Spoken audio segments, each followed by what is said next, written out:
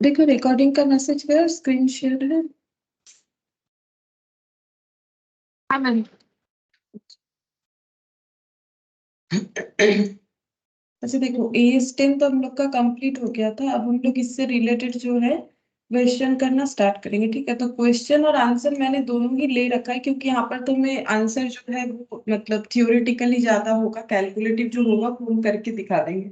Mixed up होता है, theoretically question भी होता है, कैलकुलेटिव भी होता है। ठीक है, तो देखो जैसे पहला क्वेश्चन क्या बोला है कि क्वेश्चन करने से समझ में आएगा। बोल रहा है कि एंटिटी ए सुपरमार्केट चेन, ठीक है, एक बिजनेस ऑर्गेनाइजेशन है ए, ये एक सुपरमार्केट चेन चलाता है, is renovating one of its major store. तो इनका जो स्टोर है, मतलब जहां पर ये अपना प्रोडक्ट बेचते हैं, उस स्टोर को ये रेनोवेट करवा रहे हैं। ठीक है, तो the store will have more available space for in store promotion outlets after the renovation। अच्छा, ये renovation ये क्यों करवा रहे हैं? देखो क्या लिखा है।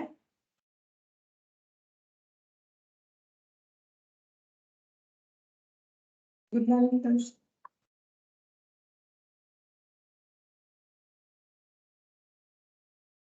गुड मॉर्निंग दर्श। Good morning ma'am. देखो बोल रहा है कि सुपरमार्केट चेन चलाता है ये ऑर्गेनाइजेशन, और ये जो है ये अपना मेजर स्टोर रेनोवेट करना चाहता है। Store will have more available space for in store promotion outlets after the renovation. ये क्या बोल रहा है कि ये रेनोवेशन ये लोग क्यों कर रहे हैं? ये रेनोवेशन करने के बाद क्या होगा, इनका स्पेस जो है वो बढ़ जाएगा। मतलब ऑलरेडी स्टोर में जो स्पेस है उसको रेनोवेट करवाने के बाद स्पेस बढ़ जाएगा, और ये स्पेस बढ़ने से इनका स्टोर प्रमोशंस भी हो जाएगा। ठीक है, and will include A restaurant. अच्छा, अब ये लोग क्या करना चाहते हैं, रेनोवेशन तो करवा ही रहे हैं और वहां पर और एक रेस्टोरेंट भी जो है इंक्लूड कर रहे हैं। मतलब अट्रैक्टिव होगा, लोग आएंगे, प्रोडक्ट भी खरीदेंगे, खाना वाना भी खाएंगे, जैसा कि लोग चाहते हैं। ठीक है, तो ये अपना जो है बिजनेस का मॉडल को ऐसे बना रहे हैं। ठीक है, कि एक रेस्टोरेंट भी बनवा लेते हैं और साथ ही साथ आउटलेट भी बढ़ा लेते हैं। ठीक है, management is preparing the budget for the year after the store reopen. Management क्या कर रहे हैं, एक बजट बना रहे हैं। ठीक है, कि इस साल का कि स्टोर जब रीओपन हो जाएगा उसके बाद का क्या क्या खर्चा होगा, which include in the cost of remodelling and expectation of a. देखते हैं क्या बोला है।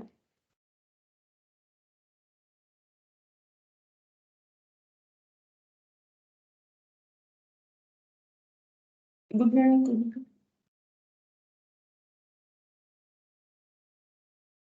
Good morning. Good morning. तो देखो यहाँ पर लिखा है 15%। अच्छा ये देखो यहाँ से पढ़ते हैं एक बार। यहाँ पर बोल रहा है कि management is preparing the budget for year after the store reopens which includes the cost of remodelling. बोल रहे हैं कि ये लोग अपना बजट बना रहे हैं कि ठीक है, मतलब कोई भी एक काम करने के पहले हम लोग बजट बना सकते हैं ना, कि हमारा कितना खर्चा हो सकता है। बोल रहा है कि उन्होंने ये बजट बनाया कि पूरे जो स्टोर है उसको रिमॉडल करने का कितना खर्चा होगा, and the expectation of a, यहाँ पर दिया है expectation of a 15% increase in the sales. मतलब ये जो नया बना रहे हैं स्टोर को, साथ ही साथ एक रेस्टोरेंट भी ऐड करवा रहे हैं। क्यों? ताकि लोग ज्यादा आए, मतलब सेल इनका बढ़े। तो एक्सपेक्टेशन ये है कि जो भी हम लोग खर्चा कर रहे हैं, हम लोग का 15% सेल जो है बढ़ सकता है। ये सब क्या है, बजट है, सोच रहे हैं। From the store renovation which will attract new customer. मतलब ये जो फैसिलिटीज ला रहे हैं ना, रेस्टोरेंट का एक आउटलेट बढ़ा रहे हैं, तो इससे इनका कस्टमर जो है अट्रैक्ट होके आएगा। तो इन्हें लगता है कि ये सब करने के बाद हमारा सेल 15% बढ़ सकता है। लेकिन उसके साथ साथ इनको एक्सपेंसेस भी करना पड़ेगा, मतलब ये रिमॉडलिंग का कॉस्ट वगैरह लगेगा। State whether the remodelling cost will be capitalised और नॉट। ठीक है, तो क्वेश्चन क्या पूछा है, पूछ रहा है कि बोलो रीमॉडलिंग का जो कॉस्ट इनकर्ड होगा वो कैपिटलाइज्ड होगा कि नहीं होगा। ठीक है, तो AS10 तो हम लोग कंप्लीट कर चुके हैं, और AS10 जो है ये हमें फिक्स्ड एसेट के बारे में बताता है। ठीक है, अब कैपिटलाइज्ड होगा कि नहीं होगा वो डिपेंड करता है कि कैपिटलाइज्ड का मतलब क्या।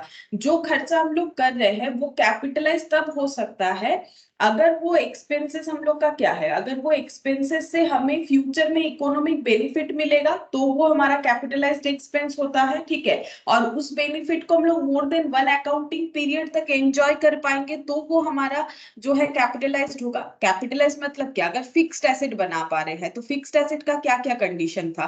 तो एक एक मिनट हम यहाँ पर दिखा देते हैं, वो यहाँ तो नहीं मिलेगा शायद, ए स्टेन जहां से हम लोगों ने स्टार्ट किया था वहां पर हम दिखाते, रुको एक मिनट उस जैम बोर्ड को भी ओपन कर लेते ताकि तुम लोग भी रिलेट कर पाओ। तुम लोग अपने कॉपी में एकदम स्टार्टिंग पॉइंट से देखो, जो भी मैंने लिखवाया है उसी से हम लोग को आंसर देना है, ठीक है। हम तब तक इसे ओपन कर लेते हैं, क्योंकि वो जो है ना यहाँ, वो मेरा आधा अधूरा, मतलब ये 9th नंबर से है, इसके पहले भी होगा, ये देखो यहाँ से होगा, ठीक है। यहाँ से ए स्टेट मैंने लिखवाया है तो यहाँ से हम तुम लोग को रिलेट करवा सकेंगे, तुम लोग आंसर।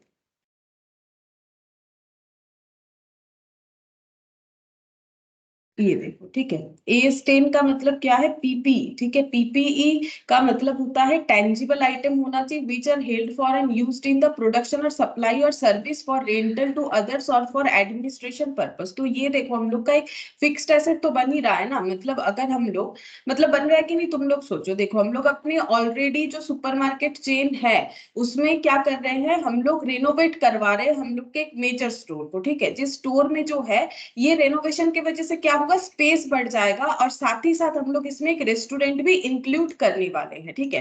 अब ये सब करने के लिए खर्चा करना पड़ेगा, जैसे हम लोग अगर अपने स्टोर को रेनोवेट कर रहे, रेस्टोरेंट ऐड करवा रहे, उसमें एक खर्चा होगा। तो मैनेजमेंट क्या कर रहे हैं, बजट बना रहे हैं कि ये सब जब ये स्टोर रीओपन फिर से होगा काम कंप्लीट होने के बाद, तो उसके बाद हम लोग का क्या क्या खर्चा हो रहा है। बोल रहा है कि रीमॉडलिंग करने का एक खर्चा होगा और इससे एक्सपेक्टेड है कि 15% सेल हम लोग का बढ़ सकता है, ठीक है। यहाँ पर फिर क्वेश्चन हमें क्या बोल रहा है, which will attract new customer. क्यों सेल बढ़ेगा, क्योंकि रेस्टोरेंट वगैरह करवा रहे हैं, रेनोवेशन करवा रहे हैं, तो लोग नए चीज में अट्रैक्ट होके आएंगे, तो फुटफॉल ज्यादा होगा तो सेल भी ज्यादा होगा। हमें बोल रहा है कि रीमॉडलिंग के लिए जितना खर्चा कंपनी कर रही है क्या वो कैपिटलाइज्ड होगा या नहीं होगा, वो तुम लोग को बताना है, ठीक है। अब वो बताने के लिए तुम लोग को जो है एएस को समझना पड़ेगा। कैपिटलाइज्ड खर्चे का मतलब क्या होता है, जैसे अगर हम लोग बिजनेस में फिक्स्ड एसेट परचेज कर रहे हैं तो हमारा कैपिटलाइज्ड खर्चा है, ठीक है। अगर हम लोग करेंट एसेट जैसे स्टॉक परचेज करें तो वो हम लोग का करेंट एसेट हो गया, ठीक है। वो हम लोग का डे टू डे का एक्सपेंस हो गया। लेकिन जब हम लोग कोई एक्सपेंस ऐसा कर रहे हैं जिससे हम लोग फिक्स्ड एसेट परचेज कर रहे हैं, फिक्स्ड एसेट का मतलब ये होना चाहिए ऐसा एसेट जो टेंजिबल होगा, जिसको हम लोग जो है प्रोडक्शन या सप्लाई के काम में रखेंगे, या फिर रेंट देंगे उससे इनकम करेंगे, या फिर एडमिनिस्ट्रेशन पर्पस पे रखेंगे, जिसका लाइफ मोर देन 12 मंथ्स होगा, या फिर जिससे हमें इकोनॉमिक बेनिफिट मिलेगा, जिसका हमें कैश आउटफ्लो। जो ये देखो यहाँ पर भी हम लोगों ने लिखा था ना, ये तो बियर प्लांट था, यहाँ पर हम लोगों ने लिखा था ना, अब रिकॉग्नाइज कब कर सकेंगे, जिससे मिलता हुआ फ्यूचर इकोनॉमिक बेनिफिट हमें अपने बिजनेस में एज ए कैश फ्लो के अकॉर्डिंग दिखेगा, ठीक है। अच्छा, तो सबसे पहले तो ये सोचो कि अगर हम लोग जो रेनोवेशन करवा रहे हैं क्या वो फिक्स्ड एसेट होगा। फिक्स्ड एसेट तभी होगा जब हमें उसका benefit more than one accounting year मिलेगा, या फिर वो हमारे बिजनेस में इकोनॉमिक बेनिफिट लाने वाला है। तो बोलो रीमॉडलिंग करने से क्या हमारा रीमॉडलिंग का जो खर्चा है क्या वो कैपिटलाइज्ड होगा कि नहीं होगा। मैंने सारे पॉइंट बताए तो तुम लोग बोलो कि कैपिटलाइज्ड होगा कि नहीं होगा। तभी होगा अगर इससे, मतलब जो भी हम लोग चेंजेस कर रहे हैं तो उससे हमें फ्यूचर में इकोनॉमिक बेनिफिट मिलेगा कि नहीं मिलेगा, और वो benefit more than one accounting year के लिए होगा कि नहीं होगा, तभी वो कैपिटलाइज्ड होगा। तो आंसर मैंने तो, मतलब जितना मुझे बोलना था जो भी पॉइंट मैंने बोला, तुम लोग आंसर दो कि कैपिटलाइज्ड होगा कि नहीं होगा। मैम रेस्टोरेंट रिनोवेट कर रहे हैं तो वो तो काफी टाइम चलेगा ही, तो मेरे ख्याल से वो कैपिटलाइज होगा। हाँ, रेस्टोरेंट रिनोवेट नहीं कर रहे, ऑलरेडी एक मतलब सुपरमार्केट चेन ये लोग चलाते हैं, ये अपना काउंटर जो है रेनोवेट कर उसमें रेस्टोरेंट ऐड कर रहे हैं, ठीक है। उसमें रेस्टोरेंट ऐड कर रहे हैं, रेस्टोरेंट पहले से नहीं है, ऐड कर रहे हैं, और ऐड करने से इनको लगता है कि इनका सेल बढ़ जाएगा, ठीक है। और लेकिन एक खर्चा भी तो होगा रेनोवेट करवाने का प्लस रेस्टोरेंट बनवाने का। तो बोल रहे हैं कि ये जो खर्चा कर रहे हैं, रीमॉडलिंग का जो खर्चा हो रहा है, क्योंकि मॉडल चेंज कर रहे हैं, तो ये कैपिटलाइज्ड होगा कि नहीं होगा। तो सिंपल सा बात है, ऑब्वियसली कैपिटलाइज्ड होगा, क्योंकि जब मुझे यहाँ बोल ही दिया है कि मेरा 15% सेल बढ़ेगा, मतलब मेरा फ्यूचर में इकोनॉमिक बेनिफिट अगर हो रहा है तो ऑब्वियसली ये मेरा कैपिटल एक्सपेंडिचर होना चाहिए, ठीक है। क्योंकि इसका बेनिफिट मुझे मोर देन 1 अकाउंटिंग ईयर मिलेगा। ऐसा तो नहीं है कि आज रेस्टोरेंट हम लोगों ने नया बनवाया, रीमॉडल कर लिया, बस इसी साल इसका बेनिफिट मिलेगा, 15% सेल इसी साल इंक्रीज होगा, आगे नहीं होगा। फ्यूचर में सेल इंक्रीज होता जाएगा और भी बढ़ेगा, ठीक है, लोगों को पसंद आएगा तो और भी बढ़ेगा। तो ऑब्वियसली ये खर्चे का बेनिफिट हमें मोर देन 1 अकाउंटिंग ईयर के लिए मिलेगा, तो ये मेरा कैपिटलाइज्ड ही होना चाहिए, ठीक है। तो यहाँ पर देखो क्या लिखा हुआ है, यहाँ पर लिखा हुआ है द एक्सपेंडिचर इन रीमॉडलिंग, ठीक है, ऐसे ही तुम लोग का आंसर लिखना पड़ेगा। देखो क्या बोला है, the expenditure in remodeling the store will create future economic benefit, ठीक है, ये फ्यूचर में इकोनॉमिक बेनिफिट लाएगा in the form of 15% of increase in sale, क्योंकि क्वेश्चन तो बोल ही रहा है कि सेल बढ़ेगा, तो सेल बढ़ेगा तो बेनिफिट तो हुआ, इकोनॉमिकली बेनिफिट मिल रहा है हमें, ठीक है। और ये बेनिफिट कोई एक साल के लिए नहीं होगा, सेल अगर बढ़ रहा है तो इसका बेनिफिट तो मतलब लगातार मिलता ही जाएगा। अगर मेरा कस्टमर बेस पहले 100 था, अगर अभी 115 है, ये तो मेरा चलता जाएगा, मे भी इससे ज्यादा भी हो जाए, ठीक है। तभी तो हम लोग कुछ सोच रहे हैं कि हाँ मेरा अच्छा कस्टमर बेस है, तभी तो हम लोग बनवाने का सोच रहे हैं। And the cost of remodelling can be measured reliably, therefore it should be capitalised. तो पहला बात है कि ये तो कैपिटलाइज्ड होगा ही एक्सपेंडिचर, और दूसरा बात है कि हम लोग को इसे क्या करना है, एज ए पीपी रिकॉर्ड करना है। Cost of remodelling can be measured reliably, अगर हम लोग इसे रिलायबल वे में मेजर कर पाते हैं तो ये हमें कैपिटलाइज्ड करना चाहिए। ये देखो यहाँ पर हम लोगों ने मीनिंग ऑफ पीपी पढ़ा था और रिकॉग्निशन का क्या सिस्टम पढ़ा था, कब हम लोग पीपी को रिकॉर्ड कर सकते हैं, तभी रिकॉर्ड कर सकते हैं पहला कंडीशन कि इससे it is probable that economic benefit associated with the item will flow to business or enterprise, ठीक है। मतलब हमें उस पीपी यानी प्रॉपर्टी प्लांट इक्विपमेंट यानी फिक्स्ड एसेट, जिसका नया नाम है पीपी, पीपी से जो भी हमें इकोनॉमिक बेनिफिट मिलेगा उसका फ्लो हमें बिजनेस में दिखना चाहिए, ठीक है, पहला बात। तभी हम लोग अपने बुक्स में किसी भी फिक्स्ड एसेट को रिकॉर्ड कर सकते हैं, ये तो समझ गए। अब कितने में रिकॉर्ड करें, जिस तरीके से, मतलब cost of the item will be reliably measured, हमें रिलायबल वे में कॉस्ट जो है वो मेजर करना है पीपी का कितना होगा। तो इसीलिए लिखने का तरीका कैसा है, पहला तो ये एक्सपेंडिचर जो है रीमॉडलिंग का, ये फ्यूचर में इकोनॉमिक बेनिफिट देगा। कैसे पता चला, क्वेश्चन ही बोल रहा है 15% सेल बढ़ेगा, एग्जिस्टिंग कंडीशन का चेंज होगा। And the cost of remodelling can be measured reliably, अगर कर पाते हैं, क्योंकि ये यहाँ तो बोला नहीं है कि कितना खर्चा होगा, तो इसीलिए हम लोग जब आंसर देंगे हमें ऐसा बोलना पड़ेगा कि अगर हम लोग इनके खर्चा जो हो रहा है उसको रिलायबली मेजर कर पाते हैं तो वो हमारा ऑब्वियसली कैपिटलाइज्ड होना चाहिए, therefore it should be capitalised. तो लैंग्वेज ऐसा होना चाहिए, ठीक है। यहाँ अगर लिख दोगे कैन बी तो गलत हो गया बात, ठीक है। ये कैपिटलाइज्ड होना चाहिए अगर हम लोग मेजर कर पाते हैं इसके कॉस्ट को रिलायबल वे में। Good morning to you. Good morning. ठीक है, तो इस तरीके से ना तुम लोग को आंसर देना पड़ेगा। तो जो भी मैंने लिखवाया है ना, जो भी हम लोगों ने यहाँ लिखा था, ये मैंने पूरा समरी लिखा है। अगर तुम लोग किसी भी मैट में देखोगे इतना ज्यादा लिखा हुआ है या फिर इतना ज्यादा मतलब लैंग्वेज लिखा हुआ है तो उतना पढ़ के तुम लोग कर नहीं सकते, तभी तो लिखवाए हैं, ठीक है। तो जो भी लिखा है वो तुम लोग को पढ़ना पड़ेगा तभी आंसर दे पाओगे। ये मतलब डेबिट क्रेडिट वाला चैप्टर नहीं है कि कैलकुलेट कर लोगे और आंसर होगा। यहाँ पर हमें जो है लॉ, जैसे तुम लोग लॉ करते हो ना, लॉ के अकॉर्डिंग चलना पड़ेगा, जो रूल्स रेगुलेशंस बताया गया है उसके अकॉर्डिंग आंसर देना है, ठीक है। देखो नेक्स्ट क्या बोल रहा है, entity A has an existing free hold property. Entity ए मतलब एक बिजनेस ऑर्गेनाइजेशन है ए, इनके पास पहले से एक फ्री होल्ड प्रॉपर्टी है which it intends to knock down and redevelop. Knock down का मतलब तोड़ फोड़ करके फिर से नया बनाना चाहती है, ठीक है। During the redevelopment period, the company will move its production facilities to another temporary site। क्या बोल रहा है, कंपनी क्या कर रही है, इसका जो भी प्रोडक्शन, मतलब वहां पर ना प्रोडक्शन का काम होता था, ठीक है, वो फ्री होल्ड प्रॉपर्टी के अंदर प्रोडक्शन का काम होता था। अब अगर वो फ्री होल्ड प्रॉपर्टी को कंपनी तोड़ फोड़ के नया कुछ बनाने का सोच रही है, तो वहां पर जो प्रोडक्शन फैसिलिटी था उसको कंपनी मूव कर रही है किसी टेम्पोररी साइट में। The following incremental cost will be incurred, और इसको मूव करवाने के लिए कंपनी का क्या क्या खर्चा हो रहा है। Setup cost of 5 lakh to install machine in the new location, मतलब ये है एंटिटी ए, ठीक है। इसका यहाँ पर ये है फ्री होल्ड प्रॉपर्टी, यहाँ पर क्या होता था प्रोडक्शन का काम, ठीक है। अब कंपनी सोच रही है ये बहुत पुराना हो गया या जो भी रीजन है, इसको हम लोग तोड़ फोड़ के इसको थोड़ा नया बनाना चाहते हैं। अब यहाँ पर अगर काम स्टार्ट होगा तो प्रोडक्शन नहीं हो सकता है, तो इन्होंने क्या सोचा, प्रोडक्शन तो बंद भी कर सकते हैं, सामने ही एक स्पेस है वो रेंट पे ले लिया, ठीक है। मान लो थोड़ी ही दूर पे इनको एक रेंटेड स्पेस मिल गया। रेंट क्या है, रेंट है इनका 15 लाख, ठीक है, ये देखो दिया हुआ है 15 लाख। और इन्होंने क्या किया, ये मशीन उठा के यहाँ पर जो मशीन से प्रोडक्शन होता था यहाँ लाके इंस्टॉल करवा दिया, और इंस्टॉल करने का खर्चा न्यू लोकेशन में इनका पड़ गया 5 लाख, ठीक है, ये बोला हुआ है। अच्छा आगे क्या बोल रहा है देखो, removal cost of 3 lakh to transport the machinery from old location to the temporary location। अच्छा, मशीन को लेके जाने का खर्चा कितना हुआ, 3 लाख, लेके जाएंगे तभी ना नए जगह पे लगवाएंगे।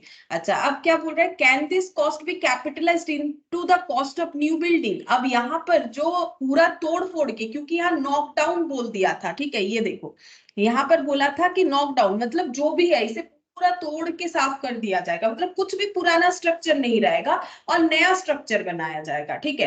तो ये कंस्ट्रक्शन रिलेटेड बात हुआ है। और यहाँ पर बोल रहा है कि कंस्ट्रक्शन करवा रहे हैं तो इसीलिए जो भी वहां पर एग्जिस्टिंग काम चलता था कंपनी का, वो पूरा का पूरा दूसरे जगह एक टेम्पोररी साइट में सेटल डाउन किया गया, जिसपे 3 खर्चा किया इन्होंने।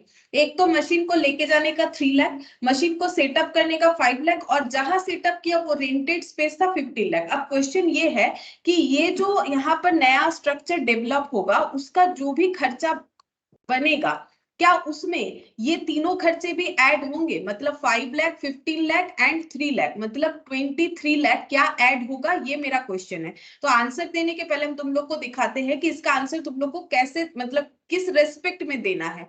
अब हम लोगों ने पढ़ा था कि जो हम लोग का पीपी का कॉस्ट है वो हम लोग कैसे, क्योंकि हमें ये पूछा है कि जो नया स्ट्रक्चर बन रहा है क्या उसके कॉस्ट में ये ऐड होगा, मतलब जो साइट में नया बिल्डिंग बन रहा है उसका तो अपना एक खर्चा होगा, बिल्डिंग बनाने के लिए सीमेंट लगेगा, लेबर लगेगा, ठीक है, और भी बहुत सारा खर्चा होगा, ब्रिक्स यानी ईटा लगेगा, रॉड लगेगा, बहुत सारा चीज लगेगा, ठीक है। अब उसमें क्या ये कॉस्ट भी ऐड होना चाहिए, तो देखो हम लोगों ने पढ़ा था कि पीपी का कॉस्ट हम लोग 3 बेसिस पे डिसाइड करते हैं, purchase PP, self generated PP, cost of PP acquired in exchange of the other asset. तो ये जो क्वेश्चन है, क्या यहाँ पर हम लोग अपना पीपी परचेस कर रहे हैं या खुद से बना रहे हैं, सेल्फ जनरेटेड मतलब खुद से बना रहे हैं, या फिर हम लोग किसी पीपी के बदले किसी और पीपी को ले रहे हैं। यहाँ पर ये तीनों में से कौन सा कंडीशन इस क्वेश्चन में हो रहा है, पहले वो डिसाइड कर, बोलो।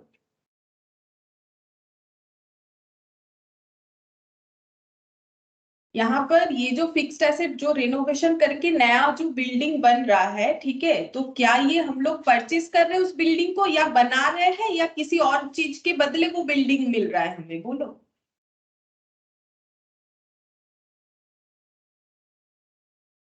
अच्छा यहाँ पर ये पढ़ के नहीं बोल सकते हम लोग कि ये हम लोग जो तोड़ के नया बिल्डिंग बना रहे हैं तो ये परचेज हो रहा है या सेल्फ जनरेटेड यानी कंस्ट्रक्टेड हो रहा है या फिर एक्सचेंज में ले रहा है, ये नहीं बता सकते हैं।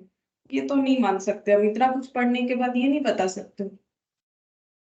Self generated, obviously self generated, हम लोग खुद से बना रहे हैं ना यहाँ पर, कहा हम लोग थोड़ी ना बिल्डिंग किसी से परचेज कर रहे हैं, हम लोग बना क्या रहे हैं, हम लोग तो बना ही रहे हैं, हम लोग तोड़ फोड़ करके तो बना रहे, कंस्ट्रक्शन कर रहे हैं, सेल्फ जनरेटेड, ठीक है। अब सेल्फ जनरेटेड वाले पार्ट में जाएंगे। सेल्फ जनरेटेड में हम लोगों ने क्या देखा था कि कौन सा हमारा एसेट का कॉस्ट होगा, सेल्फ जनरेटेड के अकॉर्डिंग पीपीई का कॉस्ट क्या होगा, क्या बोला गया है देखो, actual cost incurred on construction, construction करने के लिए जो भी खर्चा कर रहे हो, ठीक है, ये ना इनकर्ड होगा, मैंने पता नहीं शायद जल्दी जल्दी में इनकर्ड का स्पेलिंग गलत लिखा हुआ है।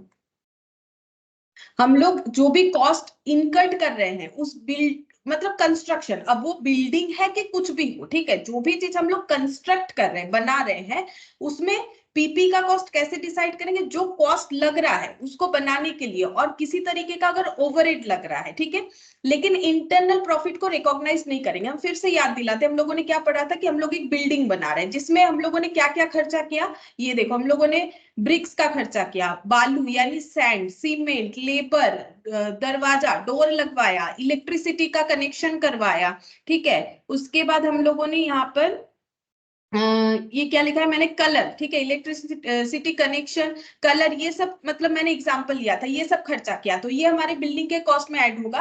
और यहाँ पर मैंने और एक चीज भी बताया था कि अगर हम लोगों के पास मान लो एक ट्रक है जो कि हमारे ऑर्गेनाइजेशन में पहले से ही काम कर रहा है, ठीक है, और हम लोग नया बिल्डिंग भी बनवा रहे हैं, तो वहां पर भी ये हमारा डिलीवरी वैन बोला था, ठीक है। अब ये डिलीवरी वैन जो है यहाँ पर 40% यूज हुआ और मेन बिजनेस में 60% यूज हुआ, यानी इस खर्चे को हम लोग डिस्ट्रीब्यूट कर देंगे, ओवरहेड के खर्चे को, ठीक है। तो यहाँ पर ये हम लोगों ने देखा था, और एक चीज भी देखा था कि इनका मान लो डोर का मतलब, ये डोर भी बनवाती है ऑर्गेनाइजेशन जो है, और ये एक डोर मार्केट में बेच देती है 700 रुपए का, लेकिन बनवाने का मतलब डोर रेडी करने का खर्चा होता है 500, 200 रुपए प्रॉफिट में बेचती है। तो जब हम लोग बिल्डिंग के कॉस्ट में डोर का कॉस्ट ऐड करेंगे तो हम लोग 700 नहीं, हम लोग 500 में दिखाएंगे, क्योंकि हम लोग खुद के बिजनेस में प्रॉफिट जनरेट नहीं कर सकते। इसका मैंने और एक एग्जांपल दिया था, मान लो तुम लोग का जो है बेकरी शॉप है, ठीक है, तो या फिर मेरा ही है, ठीक है, हम क्या कर रहे हैं, मुझे भूख लगा तो मैंने मान लो एक केक जो है, छोटा एक केक निकाल के खा लिया, ठीक है, अब वो मान लो केक है 20 रुपीज का, ठीक है, बेचते हैं सेलिंग प्राइस, लेकिन मुझे उसका कॉस्ट पड़ता है 15 रुपीज सपोज, तो मुझे वो 15 रुपीज ही बोलना चाहिए कि मैंने 15 रुपीज का केक खाया, 20 रुपीज का ऐसा नहीं बोल सकता। हम खुद से प्रॉफिट जनरेट, मतलब इसे इंटरनल प्रॉफिट बोलते हैं, वो हम नहीं कर सकते हैं, ठीक है, इंटरनल प्रॉफिट कभी भी हम लोग रिकॉर्ड नहीं कर सकते हैं, अब क्योंकि ये तो हम सेल नहीं कर रहे। सेम तरीके से यहाँ पर जो डोर है वो मार्केट में थोड़ी ना सेल कर रहे हैं, अपने ही बिजनेस में लगा रहे हैं, ठीक है, अपने ही बिजनेस में हम लोग डोर का भी बिजनेस करते हैं, डोर बेचने का भी, और अभी बिल्डिंग भी बनवा रहे हैं, तो यहाँ पर वो जो है अपने कॉस्ट में दिखेगा, कभी भी सेलिंग प्राइस में नहीं दिखेगा। बाकी सारी चीज अगर मार्केट से खरीद रहे हैं तो जितने का हमें पड़ रहा है उतने का लिख के हमें ऐड करना पड़ेगा, ठीक है।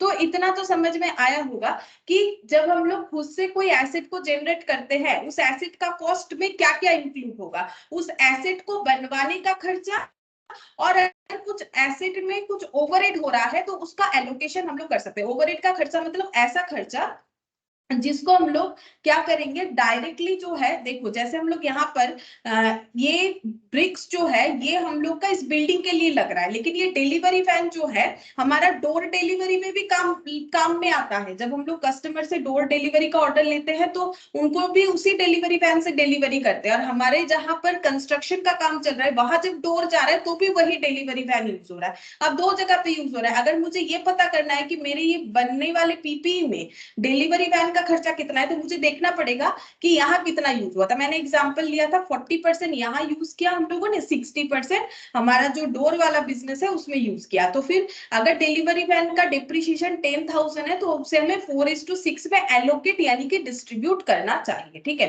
तो बेसिकली दो ही पॉइंट हमारा सेल्फ जनरेटेड पीपी में आता है, पीपी को बनाने का जितना भी खर्चा है वो, और अगर कुछ ओवरहेड लग रहा है तो वो ऐड होना चाहिए, और इंटरनल प्रॉफिट हम लोग रिकॉर्ड नहीं करेंगे। यानी हमारा ही कोई प्रोडक्ट अगर हमारे पीपी को कंस्ट्रक्ट करने में काम आ रहा है तो उसका सेलिंग प्राइस नहीं, उसके कॉस्ट प्राइस में लगाना है, ठीक है। अब ये क्वेश्चन क्योंकि सेल्फ जनरेटेड का है, यहाँ पर हम लोग जो है क्या कर रहे हैं, एक फ्री होल्ड प्रॉपर्टी जो एग्जिस्टिंग है उसको तोड़ के पूरा एक नया प्रॉपर्टी बना रहे हैं, ठीक है। और पहले से वहां पर जो हमारा फैक्ट्री में प्रोडक्शन का काम हो रहा था उस फैक्ट्री को पूरा हम लोगों ने एक नए साइट में जो है उसे ट्रांसफर कर दिया, जिसमें हमारा सेटअप कॉस्ट लगा और मशीन को लेके जाने का खर्चा लगा। वो मशीन जिस स्पेस में है वहां पर रेंट लग रहा है 15 लाख। अब मुझे ये बताओ, ये जो यहाँ पर जो नॉकडाउन करके जो रीडेवलपमेंट डेवलपमेंट हो रहा है, क्या उसमें हमारा ये कॉस्ट आना चाहिए या नहीं आना चाहिए? तो आंसर तुम लोग को बताना है सिर्फ और सिर्फ इसी बेसिस पे कि सेल्फ जनरेटेड में AS10 ने क्या इंस्ट्रक्शन दे रखा है कि पीपीई के कॉस्ट में क्या आना चाहिए, पीपीई को बनाने का खर्चा, और अगर कोई ओवरहेड का खर्चा है, मतलब ऐसा कोई एसेट का एक्सपेंसेस जो हम लोग पूरा पूरी यहाँ नहीं कर रहे हैं, थोड़ा बहुत यहाँ, थोड़ा बहुत मेन बिजनेस मतलब दूसरे किसी बिजनेस में कर रहे हैं, तुम लोग उसे प्रोपोर्शनेट कर देंगे। ठीक है, बेसिकली क्या होगा, सिर्फ और सिर्फ बिल्ड मतलब एसेट को बनाने का जो खर्चा लग रहा है वही आएगा और कुछ नहीं आना चाहिए। ठीक है, अब मुझे ये बताओ कि ये सेटअप कॉस्ट, रेंट का खर्चा, और ये जो हम लोग का यहाँ पर और एक पॉइंट है removable cost of 3 lakh to transport the machine from the old location to the temporary location, क्या ये 3 खर्चा बिल्डिंग को बनाने के लिए लग रहा है? तभी तो बिल्डिंग में ऐड होगा, क्योंकि हमें तो क्लियरली बता दिया है कि अगर हमारा सेल्फ जनरेटेड है तो कौन कौन सा एक्सपेंसेस लेना है। अब मुझे बोलो, क्या ये बिल्डिंग को बनाने के लिए लग रहा है तो ही लेना पड़ेगा, नहीं तो नहीं लेना पड़ेगा? तुम लोग कोशिश करो, हम तो सिखा रहे हैं कि कैसे करके आंसर देना है, थोड़ा सा कोशिश करो, गलत हो तो क्या हुआ, बोलने का कोशिश करो। पॉइंट तुम लोग को देखो क्लियर कर रहे हैं कि अगर बिल्डिंग को बनाने के लिए लग रहा है तो ही उसे मानो, नहीं तो मत मानो। तो क्या ये बिल्डिंग को कंस्ट्रक्ट करने के लिए लग रहा है तो ही होगा, अदरवाइज नहीं होगा।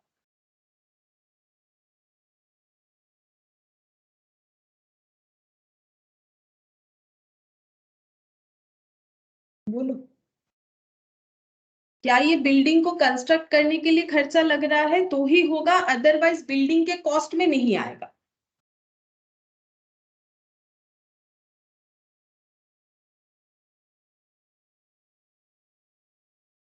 अच्छा, कुछ तो एक लग रहा होगा, कुछ तो आंसर दो। क्या ये बिल्डिंग बनाने के लिए खर्चा कर रहे हैं? डायरेक्टली बिल्डिंग बनाने के लिए होना चाहिए।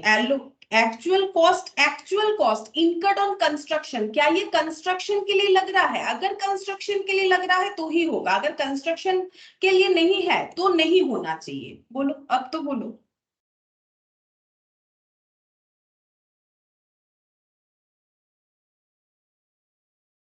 अरे कोशिश, कंस्ट्रक्शन के लिए लग रहा है कि नहीं लग रहा है, मतलब क्या ये कंस्ट्रक्शन रिलेटेड आइटम्स है, कंस्ट्रक्शन के लिए जो भी चीज लगता है, क्या ऐसा कुछ है? जैसे देखो एग्जांपल देते हैं, जब भी कोई अपना मान लो वैकेंट लैंड बेच देता है, जैसे प्रोमोटर लोग लैंड, मान लो एक बिल्डिंग ऑलरेडी बना हुआ है, ठीक है, एक नॉर्मल मान लो जो है 2 स्टोरेज जो है एक घर बना हुआ है, ठीक है, अब वो बोल रहे हैं कि हम इसे प्रोमोटर को दे देंगे। नॉर्मली तुम लोग ये सब शहर में बहुत ज्यादा होता है, ठीक है, तो प्रोमोटर को दे दिया जाता है, प्रोमोटर फिर उसे तोड़ फोड़ के जो है पूरा मतलब फ्लैट मतलब बिल्डिंग बना देता है जिसमें बहुत सारे फ्लैट होते हैं, और उसमें से जिसने अपना जमीन बेचा है उस ओनर को भी जो है जो भी सेटिंग होता है उनके अंदर, मतलब एग्रीमेंट, बेसिकली सेटिंग मतलब क्या, एग्रीमेंट कि आपका कितना सारा वहां पर स्पेस रहेगा, तो आपको नया फ्लैट में से इतना इतना मिल जाएगा, बाकी प्रोमोटर का रह जाता है, ऐसा एक डीलिंग होता है। तो जब कोई अपना घर दे देता है प्रोमोटर को, तो उसको तो रहने के लिए जगह चाहिए होता है, तो वो प्रोमोटर क्या करता है, उसको किसी दूसरे जगह पे रेंट पे रख देता है, वो रेंट का खर्चा भी प्रोमोटर ही देते रहता है, ठीक है, जब तक वो बिल्डिंग नहीं बन जाता है, जब तक उनको एक घर नहीं मिल जाता है, उसमें से एक दो जो भी बात हो रखा है, ठीक है।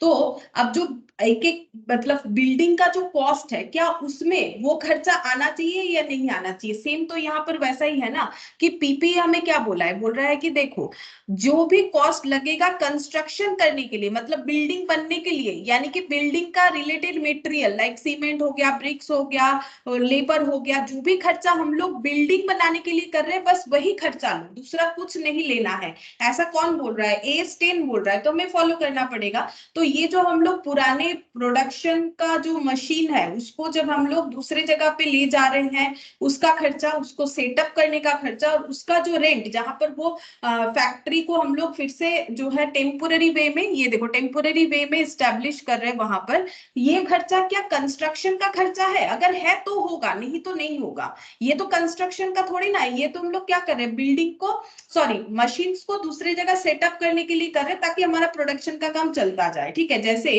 प्रोमोटर क्या करता है, बिल्डिंग को बनवाने के लिए वहां जो लोग हैं उनको जो है दूसरी जगह पे कुछ दिन के लिए जो है मतलब रहने का स्पेस बना लेते हैं, वहीं पर रेंट वेंट वही खर्चा करते रहते हैं। लेकिन जो बिल्डिंग बनता है उसके कॉस्ट में क्या वो ऐड होगा?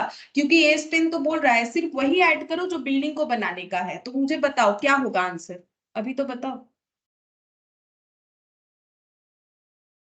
ऐड होगा कि नहीं होगा? मैंने तो आंसर बोल ही दिया, अब तो बोलो, हाँ ना तो बोलना है।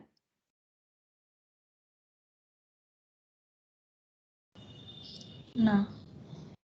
हाँ नहीं होगा, सही बात है, नहीं होगा। देखो क्या बोला है, कंस्ट्रक्शन और acquiring a new asset may result in incremental cost that would have been avoided if the asset had not been constructed और एक्वायर्ड। ठीक है, बोल रहा है देखो कंस्ट्रक्शन करना या फिर एक्वायर करना नए एसेट को मे result in incremental cost. Obviously अगर कंस्ट्रक्शन करेंगे तो खर्चा बढ़ेगा, हम लोग न्यू एसेट बना रहे हैं तो खर्चा हमारा बढ़ेगा, कुछ भी नया बिल्डिंग एसेट बनाओगे खर्चा बढ़ेगा। That would have been avoided, ये हम लोग अवॉइड कर सकते if asset had not been constructed और एक्वायर्ड। बोल रहा है देखो अगर तुम लोग कुछ भी बिल्डिंग वगैरह बनवाओगे खर्चा बढ़ेगा, ये खर्चा नहीं होता अगर तुम लोग इस बिल्डिंग को नहीं बनाते। ये लिखने का तरीका बताया। ठीक है, फिर बोल रहा है this cost are not to be included in the cost of the asset. यहाँ पर जो कॉस्ट का बात हो रहा है ये एसेट के कॉस्ट में इंक्लूड नहीं होगा। क्यों नहीं होगा? बोल रहा है कि if they are not directly attributable to bringing the asset to the location and condition necessary for it to capable of operating in the manner intended by the management. ये चीज मैंने तुम लोग को पहले ही देखो यहाँ पर हम लोगों ने लिखा था। ठीक है, ये देखो मैंने तुम लोग को यहाँ पर लिखवाया था कि कब हम लोग इसको एसिड बोलते हैं। देखो ये यहाँ पर तो हुआ, कहाँ गया, intended manner as the management want, कहाँ चला गया ये वाला पॉइंट। ये देखो ये पॉइंट, ये देखो यहाँ पर एनी कॉस्ट डायरेक्टली एट्रीब्यूटेबल, क्योंकि तुम लोग को क्या लग रहा है वो कंस्ट्रक्शन का तो खर्चा नहीं है, लेकिन क्या वो खर्चा करने पे देखो अब ये खर्चा तुम लोग को ये तो पता चल रहा है कि वो तीन खर्चा एक ऐसा नहीं है कि जो बिल्डिंग को कंस्ट्रक्ट करने के लिए लग रहा है, लेकिन तुम लोग के दिमाग में ये चीज क्लैश करेगा कि अगर हम लोग वो सारे खर्चे नहीं करते तो कैसे करके बिल्डिंग बनाते। ठीक है, लेकिन वो सारे खर्चे आएंगे कि नहीं उसके लिए तो ये पॉइंट है ना, any cost directly attributable to bringing the asset to its present location and condition necessary to make it capable of being used in the manner as intended by the management. ठीक है, कोई भी direct expense सिर्फ और सिर्फ वही वाला add होगा जो बिना ऐड किए, ठीक है, एसेट को हम लोग जैसा मैनेजमेंट चाह रहा है वैसा वो यूज नहीं कर पा रहा है तो वो खर्चा हमारा ऐड होगा। ठीक है, अदरवाइज नहीं होगा। तो यहाँ पर देखो क्या बोला है, यहाँ पर वही बोला है this cost are not to be included in the cost of asset if they are not directly attributable to bringing the asset to the location and condition necessary for it capable of operating in the manner intended by the management. ठीक है, ये सारे cost include नहीं होंगे, सिर्फ और सिर्फ तभी इंक्लूड होते हैं अगर हम लोग एसेट को लेके आते हैं लोकेशन तक। ठीक है, और जैसे कंडीशन में उसे यूज करने के लिए चाहते हैं वैसे कंडीशन में उसे यूज करने के लिए अगर हम लोग खर्चा करते हैं, ठीक है, जैसा मैनेजमेंट चाह रहा है तो वो ऐड होता है। The cost to be incurred by the company are in the nature of cost of relocating और reorganising operation of the company and do not meet the requirement of AS10 and therefore cannot be capitalised. बोल रहा है कि ये जो cost हम लोग incurred कर रहे हैं, कंपनी जो ये खर्चा कर रही है, जो मशीन्स को एक जगह से दूसरी जगह ले जा रही है फिर वहां प्रोडक्शन कर रही है, ये बोल रहा है रीलोकेटिंग कॉस्ट बोलते हैं इसे, रीलोकेटिंग या reorganising operations of the company and do not meet the requirement of AS10। AS10 का रिक्वायरमेंट को फुलफिल नहीं कर रहा है। क्यों नहीं कर रहा है? क्योंकि AS10 में एसेट तीन तरीके का होता है जिसमें ये क्वेश्चन सेल्फ जनरेटेड वाला है। ठीक है, और सेल्फ जनरेटेड एसेट का कॉस्ट कैसे डिसाइड करेंगे? अगर हम लोग एसेट को रेडी कर रहे हैं उसमें जो भी एक्चुअली डायरेक्टली कंस्ट्रक्शन का जो खर्चा है वो सारा लेना है, और ऐसा कोई खर्चा जो कंस्ट्रक्शन में भी यूज हो रहा है और मेन बिजनेस में भी यूज हो रहा है तो उसका प्रोपोर्शनेट अमाउंट लेना है। बाकी रीलोकेटिंग रीमॉडलिंग बोल रहे हैं, रीलोकेटिंग का कोई भी खर्चा यहाँ पर हमारा ऐड नहीं होना चाहिए। क्यों? क्योंकि ये AS10 के रिक्वायरमेंट को फुलफिल नहीं करता है, therefore cannot be capitalised. ठीक है, अलग अलग क्वेश्चन हो सकता है। देखो हम लोग जो कर रहे हैं यही क्वेश्चन एग्जाम में आएगा ऐसा तो हम नहीं बोल सकते, लेकिन हमें सारे पॉइंट को समझना पड़ेगा कि क्या हो रहा है। जैसे पहले वाला क्वेश्चन था कि ये रेस्टोरेंट जो बनवा रहे हैं, ठीक है, रेस्टोरेंट उनका पहले से नहीं था, इन्होंने एक नया रेस्टोरेंट बनवाया और अपने स्पेस को रीमॉडल किया था, तब क्यों ऐड हुआ? बिकॉज उससे इनका 15% सेल बढ़ेगा। लेकिन यहाँ पर क्या है, ये तो सेल्फ जनरेटेड वाला है, ठीक है, यहाँ पर जो है ये कंस्ट्रक्शन का काम हो रहा है। कंस्ट्रक्शन के काम में कंस्ट्रक्शन से रिलेटेड खर्चा ही पीपी का खर्चा होगा, क्योंकि यहाँ पर बोला है क्या ये न्यू बिल्डिंग के कॉस्ट में ऐड होगा? नहीं,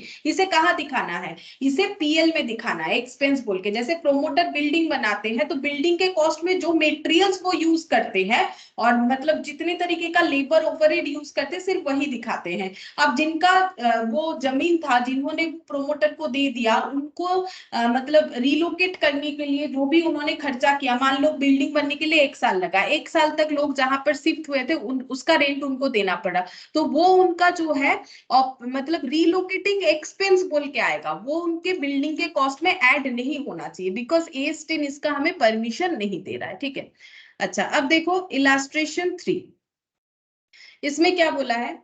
इसमें बोल रहा है कि Omega limited contracted with a supplier to purchase machine which is to be installed. अब देखो परचेस का बात आ गया, ठीक है, ये देखो अब हम लोग कैसा एसेट ले रहे हैं, परचेस पीपीई, ठीक है, परचेस पीपीई में क्या आता है, परचेस का कॉस्ट आता है, लेकिन परचेस कॉस्ट में टैक्स ड्यूटीज वही ऐड होगा जिसका हमें आईटीसी नहीं मिलता है। अगर आईटीसी मिल रहा है तो वो ऐड नहीं होना चाहिए। बाकी डिस्काउंट जो होगा, अगर हमारा डिस्काउंट या रिबेट है परचेस के टाइम पे, वो भी हमें लेस कर देना है। और हर तरीके का वो डायरेक्ट कॉस्ट हमारे पीपीई के कॉस्ट में ऐड होगा, जो किए बिना हम लोग एसेट को जैसा चाहते हैं वैसा यूज नहीं कर पाएंगे। जैसे कि मान लो कि एक तुम लोग एसी खरीद लिया, अब एसी को खरीद लिए तो उसको थोड़ी ना ऐसे यूज कर लोगे, उसको तो इंस्टॉल करने का प्रोसेस है, ठीक है, और उसको हाथ में भी लेके नहीं आ पाओगे, कुछ ना कुछ एक ट्रांसपोर्टेशन के थ्रू से तो लाना पड़ेगा, ठीक है, अब उसको लोड करवाना पड़ेगा, उसको अनलोड करवाना पड़ेगा। यानी एसेट को जब तक हम लोग रेडी टू यूज नहीं कर लेते हैं, उसके पहले जितने भी खर्चे होने वाले हैं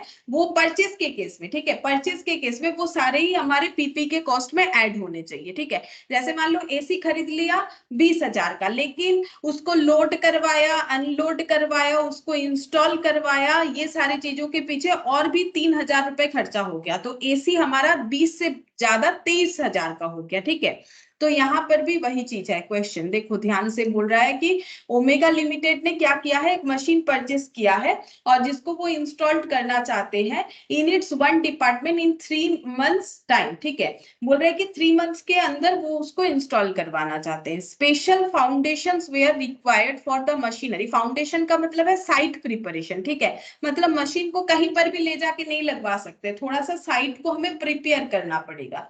where required for the machinery which were to be prepared within this supply lead time. ठीक है, मतलब 3 months के अंदर मशीन मिल जाएगा और 3 months के अंदर ही वो साइट को प्रिपेयर करना है, ताकि मशीन जब आए तो उसे हम लोग जो है मतलब लगा सके ठीक तरीके से। ठीक है, the cost of the site preparation and laying foundations were 1,40,000। बोल रहे साइट प्रिपरेशन का खर्चा है 1,40,000। अच्छा, these activities were supervised by a technician during the entire period. ठीक है, वो 3 months के लिए एक सुपरवाइजर उन्होंने अपॉइंट कर दिया कि जो वो पूरे काम को ध्यान से सुपरवाइज करेंगे। Who is employed for this purpose of 45,000 per month, और इनको कितना मिलेगा, 45,000 पर मंथ करके मिलेगा।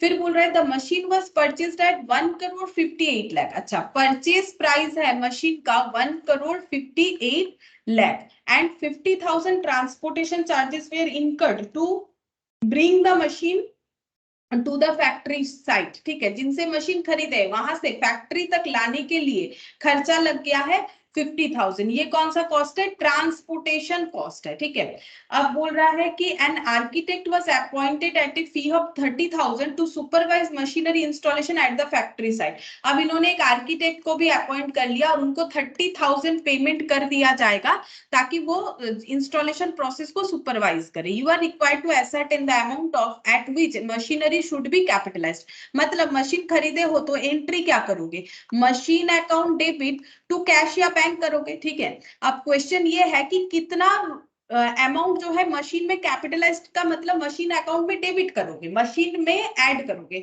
तो मशीन का परचेस प्राइस जो है वो तो रहेगा ही, और कितना कितना ऐड होगा, ऐड होने के बाद मशीन का कॉस्ट कितना लिखेंगे, क्वेश्चन ये है, बताओ मशीन का कॉस्ट कितना होगा।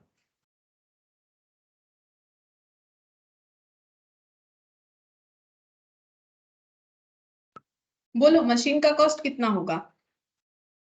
मशीन हमारा परचेस पीपीई है, ठीक है, परचेस पीपीई है, और इसका रूल्स क्या है, परचेस पीपीई का रूल्स है, देखो हम लोग का डायरेक्ट एक तो परचेस कर रहे हैं वो खर्चा लगेगा, देखो यहाँ तो हम लोग का ना कोई सप्लायर से डिस्काउंट था, ना कोई टैक्स बोला है, ना कोई ड्यूटीज बोला है, तो परचेस प्राइस तो लगेगा ही लगेगा, और कोई भी डायरेक्ट कॉस्ट लगेगा। डायरेक्ट कॉस्ट मतलब जो खर्चा किए बिना हम लोग एसेट को रेडी टू यूज नहीं कर पाते वो होगा। मैंने यहाँ पर तुम लोग को एक एग्जांपल भी अच्छा सा दिया था, सेम टाइप ऑफ क्वेश्चन है, बस यहाँ अमाउंट दिया है। मैंने जो तुम लोग को एग्जांपल दिया था, मैंने बोला था हम लोगों ने एक एसेट परचेज किया, उसका खर्चा लेना है, टैक्स ड्यूटीज अगर रिफंडेबल है तो नहीं लेना है, ठीक है, रिफंडेबल अगर है ITC then not included, rebate मिल रहा है तो वो लेस करो, ट्रेड डिस्काउंट मिल रहा है, ठीक है, ये लेस करो। फिर बोल रहा है कि यहाँ पर लोडिंग चार्जेस है वो ऐड करना पड़ेगा, ठीक है। फिर उसके बाद हम लोग ट्रांसपोर्टेशन के थ्रू से लेके गए, फिर हमारे साइट के पहले उसे अनलोड किया, फैक्ट्री में लेके गए, साइट प्रिपरेशन करवाया, फिर उसे यूजेबल कंडीशन में लाया, ठीक है। तो इसका मैंने तुम लोग को अलग अलग एग्जाम्पल भी दिया था, जैसे फ्रेट का खर्चा, कार्टेज का खर्चा, transit expenses, insurance, licence, legal expenses, site preparation cost, trial run cost का नेट होगा, ये सारा मैंने बताया था, ठीक है। अब तुम लोग मुझे ये बताओ कि यहाँ पर मशीन का कॉस्ट कितना होना चाहिए, परचेस प्राइस तो होगा ही होगा, प्लस इसमें और कितना कितना खर्चा ऐड ऑन होगा, बोलो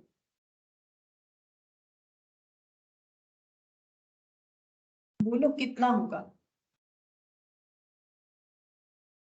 अच्छा मुझे ये तो बताओ कि कौन सा खर्चा आएगा, मुझे एक चीज बताओ, क्या ये साइट प्रिपरेशन का खर्चा इस मशीन के कॉस्ट में ऐड होगा कि नहीं होगा, बोलो साइट प्रिपरेशन का खर्च, हाँ होगा, सही बात है, 1,40,000 होगा, হবে 1,40,000 টাকাটা হবে, ये वाला होगा, ठीक है, ये क्लियर हो गया।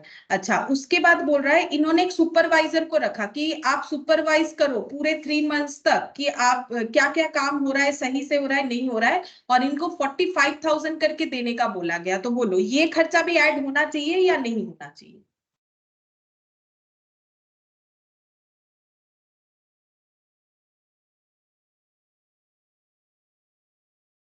बोलो ये खर्च, जब तक एसेट हम लोग यूजेबल कंडीशन में नहीं लाते हैं तब तक जो भी खर्चा होगा सब ऐड होगा। क्या एसेट हमारा यूजेबल कंडीशन में आने के बाद ये कर रहे हैं तब मत लो, अगर आने के पहले कर रहे हैं तब लेना पड़ेगा कि ये एसेट को यूजेबल कंडीशन में लाने की, क्योंकि ये परचेज पीपीई है, ठीक है। तो बोलो ये 45,000 होगा या नहीं होगा। होगा होगा 45,000 होगा, हाँ 45,000 होगा या उससे ज्यादा होगा ये बताओ, मतलब क्या ये 45 ही होगा या कुछ अमाउंट हमें चेंज करना पड़ेगा। पर मंथ बोला है 45,000 into 12 12 तो হবে না 3 হবে কারণ 3 মাসের কাজ এটা, হ্যাঁ 1,35,000 हाँ 3 मल्टीप्लाई करने से जितना होगा 1 लाख कितना हो रहा है उतना ही होगा, 1,35,000 हाँ 1,35,000 होगा, क्योंकि 3 मंथ्स का काम है ये, ठीक है, 12 मंथ्स का नहीं है। सुपरवाइजर को बस उसी काम के लिए रखा गया है, जब ये काम कंप्लीट हो जाएगा वो उनको मतलब उनका काम खत्म, ठीक है। अच्छा इसके बाद बोल रहे हैं द मशीन वाज परचेस्ड, ये तो मैंने बताया, परचेस प्राइस तो लेना ही है, इसमें तो कोई भी मतलब सोचने वाला बात है ही नहीं। ट्रांसपोर्टेशन बोलो, तुम लोगों ने तो डेप्रिसिएशन सभी ने किया है, ठीक है, जिनका इंटर में है वो इंटर में करते हैं, जिन्होंने फाउंडेशन में किया होगा, ठीक है, मेरे पास पहले। तो मुझे एक चीज बताओ कि ये ट्रांसपोर्टेशन का खर्चा फिक्स्ड एसेट में ऐड होता है कि नहीं होता है, ये तो तुम लोग का बचपन का चीज है, बोलो 50,000 ट्रांसपोर्टेशन, उसके बिना जैसे अभी एसी का एग्जांपल दिया, एसी को हाथ में उठा के थोड़ी ना लेके आ जाओगे, छोटा सा थोड़ी ना चीज है, तो ट्रांसपोर्टेशन का खर्चा क्या होता है, एसेट के कॉस्ट में ऐड होगा कि नहीं होगा। होगा मैम। होगा, तो ये भी ऐड होना चाहिए 50,000। अच्छा फिर बोल रहा है यहाँ पर आर्किटेक्ट को रखा है उनको क्यों फी दिया है, ताकि वो देख सके कि जो इंस्टॉलेशन हो रहा है वो सही तरीके से हो रहा है कि नहीं। क्योंकि देखो कुछ मतलब कुछ ऐसा तो चीज है नहीं कि कैसे उसको हम लोग, जैसे कोई घर पे एसी लगता है तो उसके लिए थोड़ी ना हमें कोई आर्किटेक्ट का जरूरत है, लेकिन 1,58,00,000 का मशीन है, अगर गलत सलत फिट कर दिया तो वो नहीं चलेगा तो इतना तो लॉस हो जाएगा ना। तो इतना बड़ा चीज को लगवाने के लिए और वो सही तरीके से चलने के लिए इन्होंने क्या किया कि एक आर्किटेक्ट को ही बुला लिया, भाई आप खड़े खड़े देखो कि मशीन इंस्टॉल जो हो रहा है प्रॉपर हो रहा है कि नहीं हो रहा है, ठीक है, उसके लिए आपका जो फीस है हम लोग दे देंगे। तो उन्होंने बोला 30,000 लगेगा, इन्होंने बोला ठीक है 30,000 हम लोग देने के लिए रेडी है। तो ये 30,000 मशीन के कॉस्ट में ऐड होगा कि नहीं होगा। अभी तो मैंने बोला जब तक मशीन रेडी टू यूज नहीं है उसके पहले जो भी खर्चा है वो सारे मशीन के कॉस्ट में ऐड होना चाहिए। बस तुम लोग एक पॉइंट देखो, यहाँ नाम तो अलग अलग कुछ भी हो सकता है क्वेश्चन में, तुम लोग पॉइंट को सोचो कि हम क्या बोल रहे हैं कि परचेज पीपीई में जब तक मेरा purchase PPE ready to use नहीं है तब तक जो भी खर्चा होगा उसके पहले बिफोर दैट जो भी एक्सपेंस होगा वो मेरे पीपीई के कॉस्ट में ऐड होगा। तो मुझे बोलो क्या ये आर्किटेक्ट को दिया गया फी मेरे पीपी के कॉस्ट में ऐड होगा या नहीं होगा। तुम लोग इस पॉइंट को याद रखो, नाम तो कुछ भी आ सकता है एक्सपेंस का, यहाँ 3 नाम दिया है कुछ और भी दे सकता है, बोलो ऐड होगा कि नहीं होगा। Yes ma'am. है ऐड होगा। देखो हम ये कहना चाह रहे हैं ना, यहाँ आर्किटेक्ट बोला है, तुम लोग के एग्जाम में कुछ और बोल देगा, ठीक है, लेकिन तुम लोग पॉइंट समझो, जब हम लोग परचेज पीपीई देख रहे हैं तो हमें ये देखना है कि मेरा एसेट रेडी टू यूज है कि नहीं है। अगर रेडी टू यूज है तो उसके पहले जितना भी खर्चा है, रेडी टू यूज के पहले जितना भी खर्चा है वो मशीन के दाम में ऐड हो जाएगा। जैसे एक सिंपल एग्जांपल मैंने बोला, तुम लोग एक फ्रिज खरीद रहे हो घर पे, ठीक है, तो फ्रिज मान लो मिला तुम लोग को 15,000 का, फ्रिज को लेके आने का खर्चा हो गया मान लो लोडिंग अनलोडिंग और फ्रिज को जहां रखना चाहते वहां रखना, ये सब करके 1,000 रुपए और भी लग गया, 16,000 का टोटल हो गया। तो रेडी टू यूज तभी होगा ना जब उसे लोड करोगे, फिर यहाँ लाके अनलोड करोगे, फिर उसे सेट करोगे, ठीक है, सेट करने का फ्रिज का उतना कुछ होता है नहीं, ठीक है, फिर भी तो हम ये बोल रहे हैं, तो ये हमारा रेडी टू यूज के पहले जो भी खर्चा होगा परचेज पीपी में वो सारा ऐड होना चाहिए। तो तुम लोग जो मेन पॉइंट है उसका ध्यान रखो जो मैंने लिखवाया भी है, ठीक है, क्योंकि नाम हमें एक्सपेंसेस का कुछ भी दे सकता है, लेकिन अगर तुम लोग पॉइंट को याद नहीं रखोगे तो फिर ऐसे तो ढूंढना पड़ेगा ना, ऐसे तो मुश्किल हो जाएगा फिर करना। देखो यहाँ पर मैंने कहाँ लिखवाया था, रेडी टू यूज के पहले जो भी खर्चा होगा, जो भी हो मैंने शायद बोला था, तो अभी बोल देते हैं, देखो अगर नहीं भी बोला है ऑन दैट मोमेंट कि रेडी टू यूज के पहले जो भी खर्चा होगा वो सारे के सारे हमारे पीपी के कॉस्ट में ऐड हो जाएंगे। तो यहाँ पर देखो कर दिया है, देखो यहाँ पर परचेज प्राइस 1,58,00,000, साइट प्रिपरेशन 1,40,000, देखो सारे रेडी टू यूज के पहले है क्योंकि यूज करने के पहले साइट प्रिपरेशन करोगे।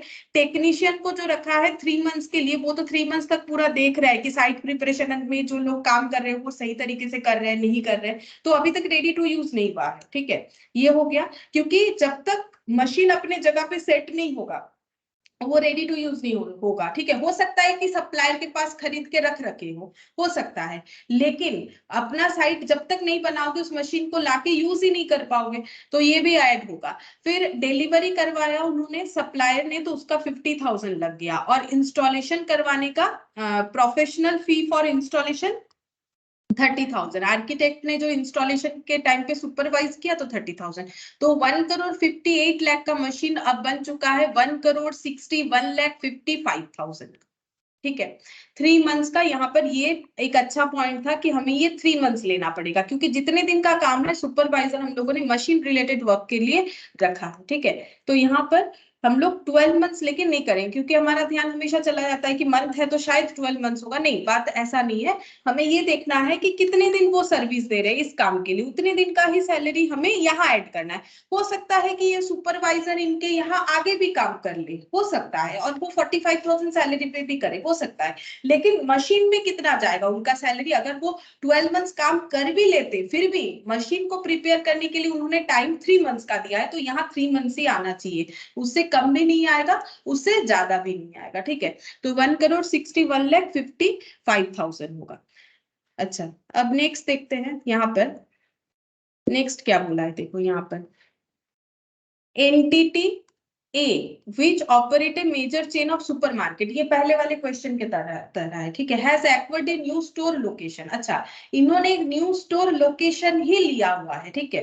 The new location required significant renovation, इन्होंने एक नया लोकेशन लिया है कि हाँ हम लोग अपना जो मतलब एक क्या बोले उसे, अपना ब्रांच वहां पर और एक ओपन करेंगे, ठीक है। तो उसके पहले उन्होंने उस जगह को थोड़ा, उस लोकेशन को रेनोवेट करवाया, ठीक है। अच्छा, और उसमें सिग्निफिकेंट रेनोवेशन का खर्चा लग रहा है, सिग्निफिकेंट मतलब कोई छोटा मोटा नहीं है, अच्छा खासा खर्चा हो रहा है। Management aspects that the renovation will last for 3 months during which supermarket will be closed, बोल रहा है कि 3 months लग जाएगा रेनोवेशन करने के लिए और तब तक जो है सुपरमार्केट बंद रहेगा। अब क्या बोल रहा है, management has prepared the budget for this period, management सोच रहा है कि ये 3 months जो काम चलेगा, ठीक है, इसमें हम लोग का क्या क्या एक्सपेंस होगा उसका ये बजट बना रहे हैं। क्या बना रहे हैं, रिलेटेड, किस चीज का बजट बना रहे हैं, रिलेटेड टू कंस्ट्रक्शन, मतलब इन्होंने जो नया स्टोर बनाने का सोचा है, न्यू स्टोर लोकेशन बनाने का जो सोचा है, उसका कंस्ट्रक्शन का खर्चा कितना होगा ये लोग एस्टिमेट कर रहे हैं। एंड रीमॉडलिंग कॉस्ट, तो देखो क्या कॉस्ट है, सबसे पहले construction and remodelling cost, salary of staff who will preparing the store before its opening and related utilities cost, what will be the treatment of such expenditures। तो यहाँ जितने सारे खर्चे हो रहे हैं, हमें बोला गया है कि सारे खर्चे का हमें ट्रीटमेंट बताना है, ठीक है। एक तो खर्चा है हमारा कंस्ट्रक्शन एंड रीमॉडलिंग, ठीक है। क्या क्या दो खर्चा है, यहाँ पर लिख के दिखाते हैं। इन्होंने बजट बनाया है कि हम लोग का क्या खर्चा लगेगा, एक तो लगेगा construction and remodeling cost, and second क्या लगेगा, salaries of staff who will be preparing the store before its opening। मतलब देखो, जब एक जैसे मॉल वगैरह जाते हो तो वहां पर अलग अलग काउंटर रहता है ना, जैसे मान लो कि ग्रोसरी आइटम एक जगह पे है, क्लोथ्स आइटम एक जगह पे है, इलेक्ट्रॉनिक आइटम्स एक जगह पे है, कॉस्मेटिक्स एक जगह पे है, ठीक है। तो स्टोर को प्रिपेयर करना पड़ता है, ठीक है, क्योंकि उसे अच्छे तरीके से तो हमें अरेंज करना पड़ेगा ना। जैसे क्लोथिंग सेक्टर में ही अलग अलग होता है, जेंट्स का अलग, लेडीज का अलग, बच्चों का अलग, ठीक है। कुछ बैग सेक्शंस भी हो सकते हैं, अगर कोई शूज वगैरह वहां रख रहा है तो वो भी हो सकता है। जितने सारे आइटम है, सारे आइटम को प्रिपेयर करना पड़ेगा स्टोर को, ठीक है, ताकि जब स्टोर ओपन हो तो लोग आके, ऐसे थोड़ी है हम लोग जाके ढूंढ लेते हैं ना कि अच्छा ये सेक्शन है, वो सेक्शन है, तो वो कौन करता है, स्टाफ लोग वो अरेंज करते हैं, उसके लिए लोगों को रखा जाता है, वो पूरे चीजों को अच्छे से जो है मैनेज करके मतलब पूरा एकदम सिस्टमेटिक वे में मैनेज करके रखते हैं, ठीक है। हमें काउंटर देख के पता चलता है, अच्छा ये क्लोथिंग काउंटर है, अच्छा ये जेंट्स का है, ये लेडीज का है, ये बच्चों का है। तो वही बोल रहा है कि इनको ये सोच रहे हैं, ये क्या कर रहे हैं, बजट बना रहे हैं कि हमारा कंस्ट्रक्शन का खर्चा तो होगा ही होगा, हमें स्टाफ को सैलरी भी देना पड़ेगा, लेकिन कौन से स्टाफ को देना पड़ेगा, स्टोर ओपन होने के पहले जो स्टाफ स्टोर को प्रिपेयर करने वाले हैं उनको जो सैलरी हमें देना पड़ेगा, उस खर्चे को ये लोग सोच रहे हैं। और रिलेटेड यूटिलिटीज कॉस्ट, मतलब इस तरीके का खर्चा जो करना जरूरी है, ठीक है, ताकि हम लोग स्टोर को ओपन कर पाए। जैसे मैंने बोला कि कुछ स्टाफ को रखना पड़ेगा जो मैनेज करके सोचेंगे कि इधर कौन सा सेक्शन, उधर कौन सा सेक्शन होना चाहिए।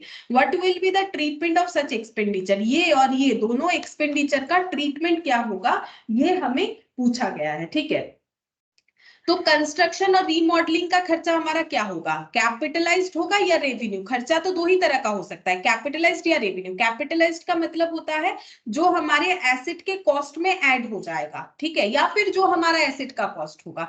रेवेन्यू खर्चे का मतलब होता है जो हम लोग एसेट के कॉस्ट में ऐड नहीं करेंगे, यानी जो हम लोग अपना नॉर्मल एक्सपेंस मानेंगे और पीएल में चार्ज करेंगे। जब तुम लोग कुछ प्लांट मशीनरी खरीदते हो, वो भी तो खर्चा है, क्या उसे पीएल में लिखते हो, नहीं, उसे बैलेंस शीट में दिखाते हो, उसका डिप्रिसिएशन लिखते हो। तो कंस्ट्रक्शन का खर्चा और ये सैलरी ऑफ स्टाफ जो हमें देना पड़ेगा, जिसको हम लोग इसीलिए अपॉइंट करेंगे ताकि वो हमारे स्टोर को अच्छे से मैनेज करके अरेंज करके सजा दे। या फिर salary of staff and utilities cost, ठीक है, या फिर यूटिलिटीज कॉस्ट का मतलब हो गया, जैसे मान लो क्लोथिंग सेक्टर के लिए जो भी फर्नीचर वगैरह लगता है, ठीक है, वो सब भी तो लगवाना पड़ता है ना। यूटिलिटीज कॉस्ट बोल रहा है कि अच्छे तरीके से स्टोर को यूटिलाइज कर पाए उसके लिए जो भी खर्चा होगा। का। तो salary of staff and utilities cost, construction and remodelling cost, क्या ये दोनों ही कैपिटल एक्सपेंडिचर है या दोनों ही रेवेन्यू एक्सपेंडिचर है या एक कैपिटल एक रेवेन्यू है, कौन सा क्या है, क्या बता सकते हो तुम लोग? पहला बात है तो कंस्ट्रक्शन। হ্যাঁ বলো, বলো। প্রথমে একটা ক্যাপিটালাইজ হবে, হ্যাঁ প্রথমেরটা ক্যাপিটালাইজড, कैपिटल एक्सपेंडिचर, রেভিনিউ হবে। हाँ इसके बाद वाला रेवेन्यू एक्सपेंडिचर हो, ठीक बोले। ये कैपिटल एक्सपेंडिचर होगा क्योंकि ये तो कंस्ट्रक्शन का खर्चा है, ठीक है। कंस्ट्रक्शन करवाने के लिए हमारा जो भी खर्चा लगेगा, ठीक है, जो हम लोग न्यू स्टोर लोकेशन ले रहे हैं उसको कंस्ट्रक्ट करवाने का हमारा जो भी खर्चा लगेगा वो तो कैपिटलाइज्ड ही होने वाला है, ठीक है। लेकिन ये जो हम लोग स्टाफ लोगों को रख रहे हैं, ठीक है, जो कि हमारे स्टोर को प्रिपेयर करके दे देंगे, तो ये तो बाद में भी काम करेंगे, वो वही सारे स्टाफ है ना जो हमारा बाद में भी काम करेंगे। मतलब ये थोड़ी ना ऐसा है कि स्टाफ, ये देखो कंस्ट्रक्शन है ये, लेकिन परचेज पीपी के साथ तुम लोग इसे मत ऐसा सोचो कि रेडी टू यूज तो नहीं हुआ, हम लोगों ने खर्चा किया, क्योंकि परचेज पीपी का कंसेप्ट अलग है और जो कंस्ट्रक्शन वाला कंसेप्ट है वो अलग है, ठीक है। क्योंकि यहाँ पर हम लोग एसेट को कंस्ट्रक्ट कर रहे हैं, तो कैपिटलाइज्ड सिर्फ और सिर्फ वही एक्सपेंसेस होगा जो फिक्स्ड एसेट यानी पीपी को कंस्ट्रक्ट करने के लिए लग रहा है, ठीक है। अब देखो कैसे लिखा हुआ है तो फिर तुम लोग समझ जाओगे। ये देखो कैसे लिखा हुआ है, बोल रहा है कि management should capitalise the cost of construction and remodeling the supermarket because they are necessary to bring the store in the condition necessary for it to be capable of operating in the manner intended by the management, ठीक है। ये language इन्होंने हर जगह पे use किया है कि अगर ये खर्चा हम लोग नहीं करते हैं तो मैनेजमेंट जैसा चाहता है उस तरीके से अपने एसेट को यूज नहीं कर पाएगा। Supermarket can not be open without incurring the remodelling expenditure. अगर हम लोग जो नया लोकेशन एक्वायर किए हैं उसको रीमॉडलिंग नहीं करते हैं तो हम लोग सुपरमार्केट को ओपन ही नहीं कर पाएंगे, वहां नया जो सुपरमार्केट चेन ओपन करने का सोच रहे हैं।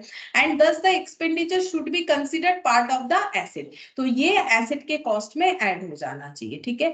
और नीचे क्या लिखा है, however if the cost of salaries utilities and storage of goods are in the nature of operating expenditure that would be incurred if the supermarket was open, then these costs are not necessary to bring the store to the condition necessary for it to be capable of operating in the manner intended by the management and should be expensed। मतलब क्या बोल रहा है कि जो भी हम लोग स्टाफ को सैलरी का बात कर रहे हैं या यूटिलिटीज कॉस्ट देख रहे हैं, स्टोरेज गुड्स को स्टोरेज, मतलब जैसे तुम लोग मॉल वगैरह में जाते हो कितनी यूटिलिटीज आइटम रहते हैं ना, जैसे एक बैग दे दिया, आप जो शॉपिंग कर रहे हो इसके अंदर रखो, तो वो बैग खरीदना, ठीक है।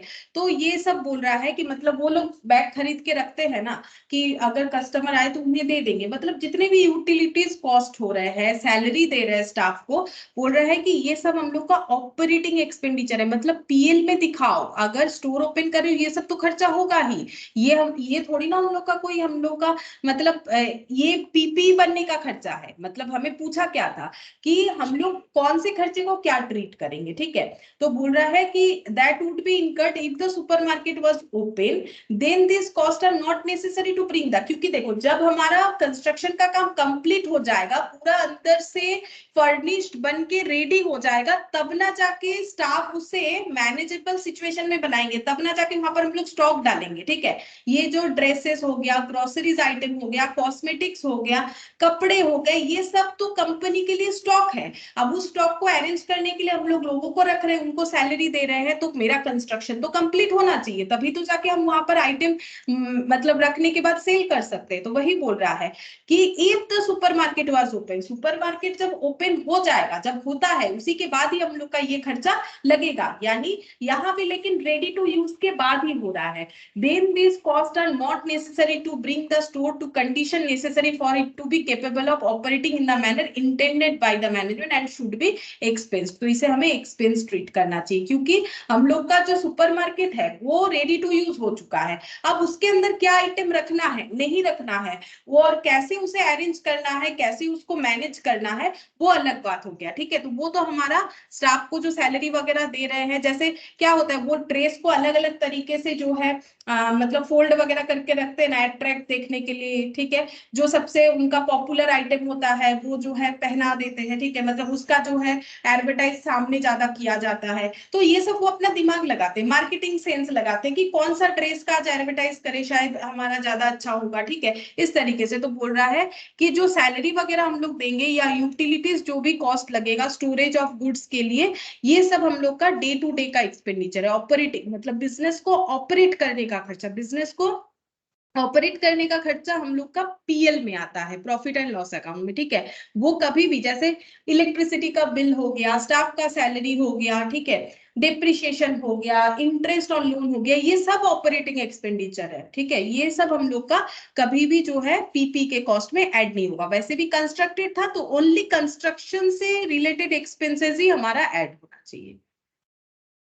अच्छा, अब देखो नेक्स्ट यहाँ पर क्या बोला है, इलास्ट्रेशन 5 बोल रहा है amusement park has a soft opening to the public. एक एम्यूजमेंट पार्क है जिन्होंने अपना ओपनिंग किया है पब्लिक के लिए थ्रू ट्रायल रन, मतलब ट्रायल रन कर रहे हैं। पब्लिक को जो है पार्क में एंट्री करने के लिए मिलेगा, क्योंकि जिनका पार्क है उन्हीं ने बोला है कि पार्क हमारा ओपन हो गया है, क्योंकि जब तक ओपन नहीं होता है पब्लिक के लिए थोड़ी ना पब्लिक जा सकती है।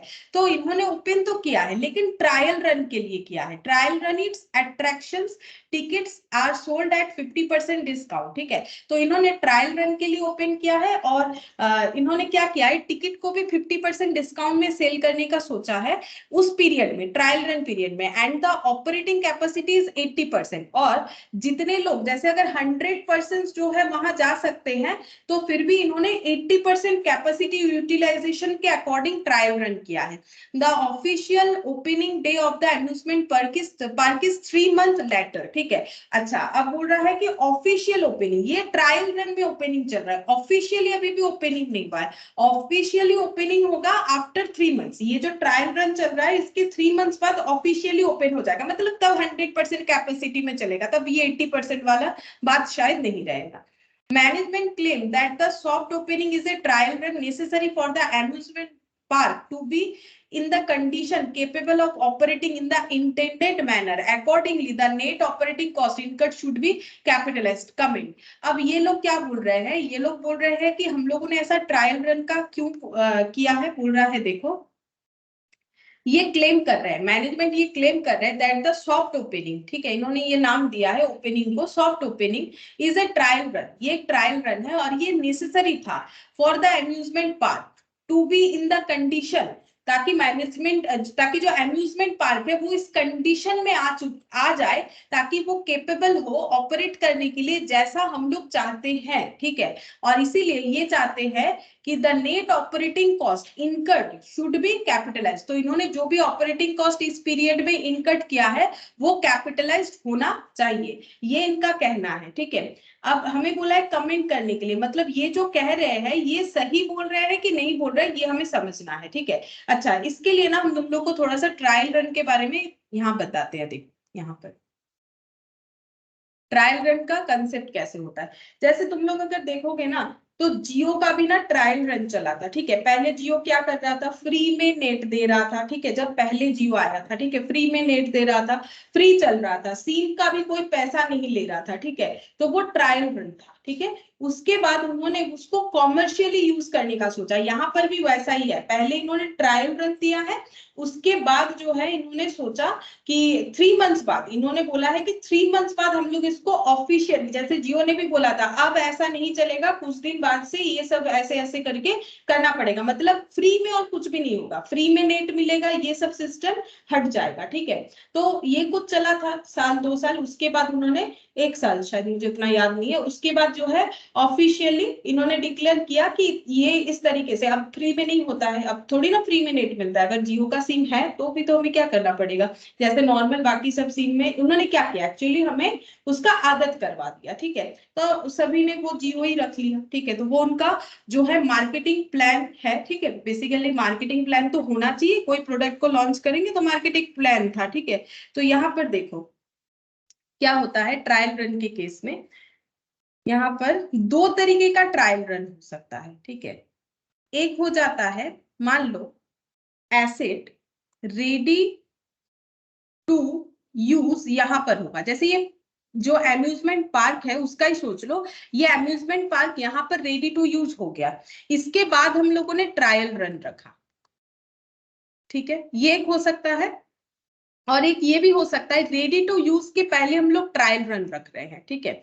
अब वो अम्यूजमेंट पार्क का बात नहीं कर रहे, कोई भी एसेट का हम लोग 2 बार ट्रायल रन कर सकते हैं। एक बार हो सकता है वो रेडी टू यूज नहीं था, उसके पहले हम लोगों ने एक ट्रायल रन करवाया, और रेडी टू यूज होने के बाद हम लोगों ने ट्रायल रन करवाया, और उसके बाद जब जब हमें लगा कि हाँ ये मार्केट में अच्छा खासा चलेगा, तब हम लोगों ने इसे कॉमर्शियलाइज कर दिया, ठीक है,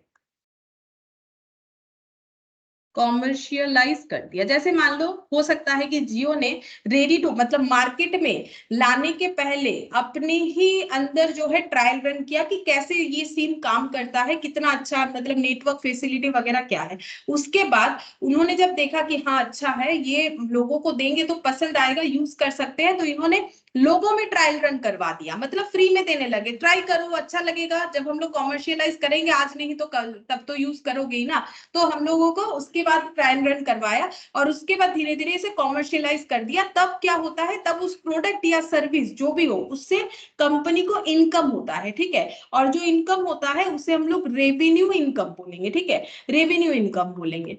और यहाँ पर रेडी टू यूज के बाद जो ट्रायल रन कंपनी करती है उसे बोला जाता है ऑपरेटिंग एक्सपेंस। जैसे जियो ने जितने दिन फ्री में दिया था, ठीक है, वो उनका खर्चा था। ऑपरेटिंग एक्सपेंसेस का मतलब हम लोग बोलते हैं जिसे रेवेन्यू एक्सपेंस, मतलब डे टू डे का एक्सपेंस, ठीक है।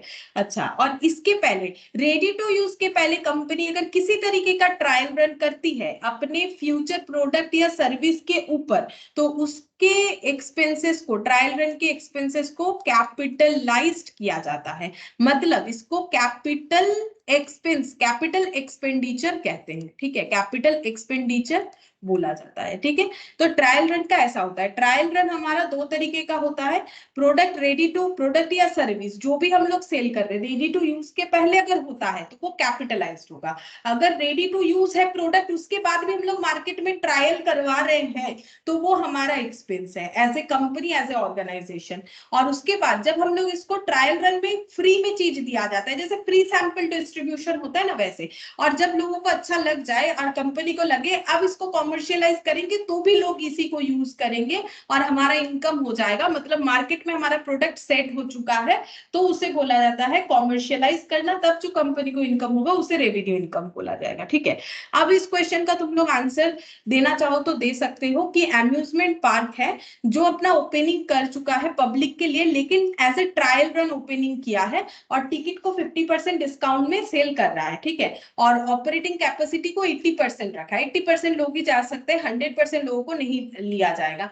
Official opening day of the amusement park is 3 months later, मतलब ये कॉमर्शियलाइज कब करेंगे, 3 months बाद करेंगे, ठीक है। अब ये जो ट्रायल रन चल रहा है ये रेडी टू यूज के बाद का है कि रेडी टू यूज के पहले का है, ये बता सकते हो। अगर लोग पार्क में जा सकते हैं, और जो है पार्क में लोग कब जाएंगे, अगर पार्क का यूटिलाइजेशन कर पाए, मतलब वहां मान लो झूला है जो भी है, जैसे यहाँ इको पार्क वगैरह है, साइकिलिंग कर सकते हो, बोटिंग कर सकते हो, ठीक है, राइडिंग वगैरह जो भी रहता है उसको यूटिलाइज अगर कोई पब्लिक नहीं कर पाएगा तो क्या वो पब्लिक जाएगा, जितना भी ट्रायल रन हो, ठीक है, तो ऑब्वियसली उसे यूज कर सकते। टिकट भी तो रखा है ना, कोई टिकट लेके तो आधा अधूरा पार्क में जाएगा नहीं। तो इन्होंने जब ओपन किया है पब्लिक के लिए, भले ही ट्रायल रन में किया है, तो वो यूटिलाइजेशन कंडीशन में है कि नहीं वो तुम लोग को समझना पड़ेगा। फिर यहाँ पर बोल दिया है कि ऑफिशियली 3 months बाद ये पार्क ओपन हो जाएगा सभी के लिए, ठीक है। अब मुझे ये बोलो, आगे का अगर हम लोग नहीं भी पढ़ते हैं, अब मुझे ये बोलो कि सबसे पहले कि ये ट्रायल रन कैसा है, आफ्टर रेडी टू यूज के बाद का है या रेडी टू यूज के पहले का?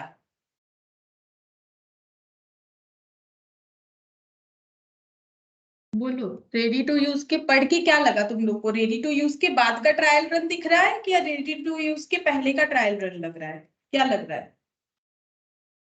मैंने तो जियो का भी एग्जांपल दिया। रेडी टू यूज आगे আগে, আচ্ছা আগে আগে কেন বলছে আবার বলো, আগে হলে তো মানে কি জিনিসটা তৈরি যদি না হয়, ঠিক আছে, পার্কে লোক যদি যেতে পারছে তাহলে ওটা রেডি টু ইউজ কি না, এটা ভাবো তাহলেই বুঝতে পারবে। পার্কে যদি আমরা ঢুকতে পারবো তাহলে রেডি টু ইউজ কিনা, কারণ টিকিট নিয়ে তো ঢুকতে হবে, 50% ডিসকাউন্ট দিচ্ছে কিন্তু টিকিট তো নিচ্ছে না, কি টিকিট নিয়ে আমরা যাবো। হ্যাঁ, কিন্তু এরা বলছে এখন ট্রায়াল রান চলছে, আমরা 80% লোককে ঢুকতে দেবো, বাকিদেরকে ঢুকতে দেবো না। মানে ওরা ডিসাইড করে নেবে কি আমাদের এতগুলো টিকিট সেল হয়ে গেছে আর আমরা টিকিট সেল করবো না। কিন্তু 3 মাস পর বলছে পুরো লোক, যত লোক চায় তত লোকই যেতে পারে, ঠিক আছে, তখন আর এরকম কোনো রেস্ট্রিকশন রাখবে না। তাহলে যদি পার্কটা ইউটিলাইজেশন কন্ডিশনে না হয় তাহলে কি পার্কে লোক যাবে? Ready to use in the sense পার্কটা কি ইউজেবল হয়ে গেছে? কারণ 3 মাস পর বলছে অফিসিয়ালি ওপেন করে দেবে, 3 মাস পর তো এতে আর কোনো কাজ হবে বলছে না, যে পার্কটাকে আরেকটু কিছু রেডি করতে হবে এরকম তো কিছু বলছে না। যেমন জিওর ট্রায়াল রান চলছিল, তারপরে 1 বছর পর ওরা ওটাকে কমার্শিয়ালাইজ করে দিল। তো এখানে বলছে যে অ্যামিউজমেন্ট পার্কটা যেটা আছে 3 মান্থস পরে ওটাকে অফিসিয়ালি ওপেনিং, অফিসিয়ালি মানে তখন আর ট্রায়াল রান কথাটা থাকবে না, অফিসিয়ালি। যেমন জিও তো সিম যা ছিল তাই ছিল, আমরা ফ্রিতে ইউজ করছিলাম, এরপরে পে করে ইউজ করছি, তাতে তো কোনো চেঞ্জ আমাদের হয়নি। ঠিক এইটাও সেরকমই, কি পার্কটা আমাদের যা আছে তাই থাকবে, শুধু ওটা অফিসিয়ালি 3 মান্থস পর থেকে অফিসিয়ালি ওটাকে আমরা ইউটিলাইজ করতে পারবো। মানে তখন ওটা ট্রায়াল মানে হতে পারে তখন 50% ডিসকাউंटটা উঠে যাবে, এরকম ব্যাপার হবে। तो अब बोलो क्या लग रहा है कि ये रेडी टू यूज हो चुका है उसके बाद का ट्रायल है कि रेडी टू यूज नहीं हुआ था उसके पहले का ट्रायल? अगर रेडी टू यूज नहीं होगा तो पार्क तो ओपन नहीं होगा। रेडी टू यूज हाँ, रेडी टू यूज के बाद का है, और अगर रेडी टू यूज के बाद ट्रायल रन करवा रहे हैं, ये मार्केटिंग है, ठीक है, ये मार्केटिंग है। तो मार्केटिंग का एक्सपेंस पीएल में जाता है, तुम लोग नहीं लिखते हो सेल्समैन सैलरी मार्केटिंग एक्सपेंस, ये मार्केटिंग है कि लोगों को थोड़ा सा मतलब एडवर्टाइज कर रहे हैं कि डिस्काउंट डिस्काउंट टिकट डिस्काउंट में मिल रहा है, ये नया पार्क ओपन हुआ है, आप लोग जाइए, ठीक है। अब कंपनी क्या बोल रही है, देखो कंपनी बोल रही है कि मैनेजमेंट जो है कंपनी का वो ये क्लेम कर रहा है कि ये जो सॉफ्ट ओपनिंग इन्होंने किया है ट्रायल रन, ये बहुत ही जरूरी था ताकि एम्यूजमेंट पार्क को हम लोग इस कंडीशन में ला सके ताकि वो हम लोग जैसा चाहते हैं वैसा यूज करें। अरे यूजेबल तो हो ही चुका, तभी तो आप लोग ट्रायल दे रहे हो। अब देखो जियो का सिम अगर रेडी नहीं होगा तो थोड़ी ना वो पब्लिक को देगा, जियो का सिम रेडी था यूज करने के लिए, तो वही बोल रहा है condition capable of operating in the intended manner accordingly the net operating cost capitalize करना चाहते हैं ये लोग, कमेंट करने बोल रहा है। नहीं, देखो the net operating cost should not be capitalized but should be recognized in the statement of PL. बोल रहा है ये कैपिटलाइज नहीं होगा क्योंकि रेडी टू यूज हो चुका है पार्क को, उसे आप लोग मार्केटिंग करने के लिए क्या कर रहे हो, मार्केटिंग करने के लिए आप लोग ट्रायल रन में रखे हो। आप लोगों ने सारी चीजों को ध्यान से देख लिया है कि सारे राइडर सही है कि नहीं, सब एज इट इज, मतलब लोग आके यूटिलाइज, क्योंकि जब लोग 50% डिस्काउंट के साथ टिकट लेके अंदर जाएंगे तो पार्क को यूटिलाइज करेंगे, ठीक है। यहाँ लिखा हुआ है देखो to trial run its attraction, मतलब बहुत अच्छा पार्क है, आइए आप लोगों को अच्छा लगेगा, मतलब इसके अट्रैक्शंस को दिखाने के लिए इन्होंने ट्रायल रन रखा है, मतलब मार्केटिंग, ठीक है। तो इसका मतलब ये हमारा कैपिटलाइज नहीं होगा क्योंकि मार्केटिंग का खर्चा हमारा कैपिटलाइज नहीं होता है, ठीक है। अच्छा, ये हम लोग का 5th नंबर हुआ। अच्छा, नेक्स्ट देखो 6th नंबर में क्या बोला है। यहाँ पर बोला है कि entity A exchange land with A book value of 10 lakh, book value of 10 lakh for cash of 20 lakh and plant and machinery value 25 lakh. What will be the measurement cost of the asset receipt considered that the transaction has commercial substance? ठीक है, अब ये बात तुम लोग को हम दिखाते हैं कहाँ हम लोगों ने किया था। पहला बात है ये हम लोग का कौन से एसेट का बात हो रहा है, ये हम लोग का ये वाले पॉइंट का बात हो रहा है, cost of PPA acquired in exchange of other asset. अब देखो किसके बदले क्या खरीदा गया है, एंटिटी ए ने एक्सचेंज किया है land with a book value of 10 lakh, मतलब जो ए एंटिटी है इनके पास एक लैंड था कितने का, 10 लाख का, ठीक है, और ये इन्होंने एक्सचेंज कर दिया, मतलब अपना लैंड किसी को दे दिया है, ठीक है। ये इन्होंने गिवन, ये एसेट गिवन है और बदले में लिया क्या है, टेकन क्या है, टेकन आइटम क्या है, cash 20 lakh and plant machinery 25 lakh. तो इन्होंने लिया है कैश और प्लांट मशीनरी, कैश 20 लाख लिया है, प्लांट मशीनरी 25 लाख लिया है। What will be the measurement cost of the asset received, जो एसेट हम लोगों ने रिसीव किया है उसका कॉस्ट क्या है, ये हमें पूछ रहा है, ठीक है। लेकिन यहाँ पर बोला है consider the transaction has commercial substance, और ये कंसीडर करने के लिए बोला है कि ट्रांजैक्शंस का कॉमर्शियल सब्सटेंस है। तो ये वाला देखो हम लोगों ने लिखा था कि व्हाट इज कॉमर्शियल सब्सटेंस। पहला बात तो ये पता करना है कि किस तरीके का पीपी को कॉस्ट निकालना है, एक्सचेंज वाला, ठीक है। अब कॉमर्शियल सब्सटेंस क्या होता है, यहाँ पर देखो इसमें होगा कॉमर्शियल सब्सटेंस का मतलब होता है, यहां पर हम लोगों ने लिखा था commercial substance means cash flow of asset taken and cash flow of asset given in respect of time, risk and amount, ठीक है। RAT ऐसे याद रख सकते हो, RAT, R for risk, ठीक है, A for हो जाता है अमाउंट और T for हो जाता है टाइम, ठीक है। बोल रहा है कि कॉमर्शियल सब्सटेंस का मतलब जो कैश फ्लो हो रहा था, एसेट जो हम लोग ले रहे हैं उसका जो कैश फ्लो होगा हमारा, और जो एसेट हम लोग दे रहे हैं उसका जो कैश फ्लो था हमारा इन रेस्पेक्ट ऑफ टाइम और इन रेस्पेक्ट ऑफ रिस्क और इन रेस्पेक्ट ऑफ अमाउंट, कितना हमारा कैश फ्लो हो रहा था या फिर जो एसेट ले रहे हैं उससे हमारा कितना कैश फ्लो होगा, जो एसेट लिया था उस पे कितना रिस्क था, जो एसेट दे रहे हैं उसका कितना रिस्क है, और जो एसेट लिया था या फिर जो दे रहे हैं दोनों का टाइम, ठीक है। If risk time amount of cash flow is significantly different, अगर दोनों एसेट जो टेकन और गिवन है उसका रेट अगर सिग्निफिकेंटली डिफरेंट है तो कॉमर्शियल सब्सटेंस एग्जिस्ट करेगा, ठीक है। अब क्वेश्चन में हमें कैसे पता चलेगा कि कॉमर्शियल सब्सटेंस है या नहीं है, तो क्वेश्चन में यहाँ तो बता दिया है कि कॉमर्शियल सब्सटेंस है, यानी कि कॉमर्शियल सब्सटेंस है। लेकिन अगर क्वेश्चन में हमें कुछ ना बताए तो हम लोग कैसे आइडेंटिफाई करेंगे, तो उसके लिए हम नोट लिखवा देते हैं। देखो कब तुम लोग को सोचना है कॉमर्शियल सब्सटेंस का है या नहीं है, तो यहाँ पर नोट लिखो, इफ क्वेश्चन ऐसे लिखते हैं कॉमर्शियल सब्सटेंस, हेडिंग करो पहले कॉमर्शियल सब्सटेंस। अच्छा, अगर क्वेश्चन में बता दिया है इफ क्वेश्चन स्पेसिफाई, जैसे ये वाला क्वेश्चन है, क्वेश्चन में स्पेसिफाई कर दिया है कि कॉमर्शियल सब्सटेंस है, तो यहां पर लिखेंगे then there is commercial substance.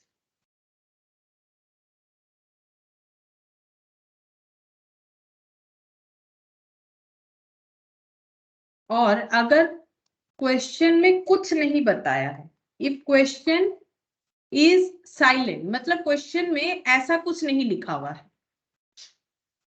ये आइटम ये नहीं लिखा हुआ है, ये चीज है ही नहीं, ठीक है, तो कैसे समझेंगे कॉमर्शियल सब्सटेंस है कि नहीं। तब क्या करना है, if question is silent, question चुप है कुछ नहीं बोल रहा है, तो हमें क्या करना है, then assume there is commercial substance, ठीक है। If question specify then follow the question लिख लो, ठीक है। तब क्वेश्चन को फॉलो करना पड़ेगा, then follow the question, then follow the question. मतलब क्वेश्चन अगर बोलेगा कि कॉमर्शियल सब्सटेंस है तो कॉमर्शियल सब्सटेंस है, क्वेश्चन अगर बोल देगा कॉमर्शियल सब्सटेंस नहीं है तो कॉमर्शियल सब्सटेंस नहीं है। अगर क्वेश्चन कुछ नहीं बोलेगा तो ऑलवेज एज्यूम करना है कि कॉमर्शियल सब्सटेंस है। और कॉमर्शियल सब्सटेंस का मतलब क्या था, जो एसेट ले रहे हैं और जो एसेट दे रहे हैं उसका rat in terms of cash flow, rat का मतलब हो जाएगा रिस्क अमाउंट एंड टाइम, ठीक है, risk amount and time in terms of cash flow, वो अगर हम लोग मेजर कर पा रहे, सॉरी वो अगर सिग्निफिकेंटली डिफरेंट है, अलग है, तो कॉमर्शियल सब्सटेंस है। अब यहाँ पर सिग्निफिकेंटली जो है अलग होगा तभी बोला है कि कॉमर्शियल सब्सटेंस है। अब हमें क्या करना है, हमें ये बताना है कि जो एसेट हम लोगों ने रिसीव किया उसका कॉस्ट क्या होगा। तो हमें क्या बताया था कि अगर कॉमर्शियल सब्सटेंस है तो क्या आंसर होगा, if there is commercial substance, यहाँ लिखवाया है मैंने, ठीक है। अगर ट्रांजैक्शन का कॉमर्शियल सब्सटेंस है तो हमें क्या करना पड़ेगा, फेयर वैल्यू चेक करना पड़ेगा asset given and asset taken का, और जिसका फेयर वैल्यू ज्यादा रिलायबली मेजर कर पाएंगे वही हमारे एसेट टेकन का वैल्यू होगा, ठीक है। ये क्वेश्चन को हम लिख के दिखा रहे हैं यहाँ पर, मतलब आंसर करके दिखा रहे हैं कैसे करके इस तरीके का क्वेश्चन को तुम लोग को आंसर करना है। इलास्ट्रेशन इलास्ट्रेशन 6, ठीक है। यहाँ पर क्या है, इनके पास एक लैंड है, ठीक है, लैंड जिसका बुक वैल्यू है 10 लाख, 10 लाख, ठीक है। अच्छा, अब ये क्या कर रहे हैं, एक्सचेंज कर रहे हैं, मतलब ये गिवन आइटम है, ये गिवन आइटम है। अच्छा, तो टेकन आइटम क्या है देखते हैं। टेकन आइटम इनका है कैश और प्लांट,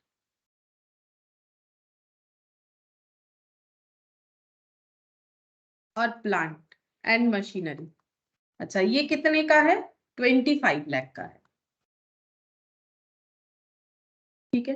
अच्छा, ये हम लोग का हो गया टेकन आइटम, ये हम लोग का हो गया taken item. What will be the measurement cost of the asset receipt, बोल रहा है इसका एक्चुअल कॉस्ट क्या होना चाहिए। अब देखो हम लोग इसको आराम से एक एंट्री के साथ समझ सकते हैं। कैश ले रहे हैं, प्लांट मशीनरी ले रहे हैं, तो एंट्री एसेट आ रहा है, तो कैश अकाउंट डेबिट, ठीक है, 20 लाख। भले ही एक मेरा करंट एसेट है और एक फिक्स्ड एसेट है, लेकिन what comes in debit, real account है ना दोनों, तो व्हाट कम्स इन डेबिट होगा, plant and machinery account debit 25 lakh. और इसके बदले में एक्सचेंज में हम लोग एक लैंड जो है दे रहा है, तो हमारे बुक से लैंड जो है वो चला जाएगा कितने का, 10 लाख, ठीक है। अब यहाँ पर जो हम लोग का गैप क्रिएट हो रहा है वो हो रहा है 35 लाख का।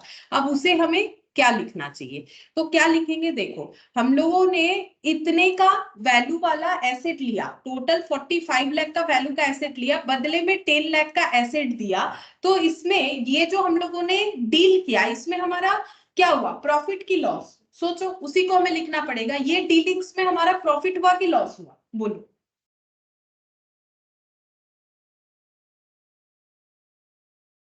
बोलो, ये डीलिंग्स में हम लोगों ने अपना लैंड दे दिया 10 लाख का, बदले में कैश लिया 20 लाख और प्लांट मशीनरी लिया, एक्वायर किया 25 लाख। तो मेरा क्वेश्चन ये है कि ये जो डीलिंग्स है ये ऑर्गेनाइजेशन के लिए प्रॉफिटेबल है कि लॉस मेकिंग है, मतलब जो दे रहा है, मतलब हम इसका बात कर रहे हैं, जो अपना लैंड दे रहा है उसके लिए प्रॉफिटेबल है कि लॉस है, बोलो।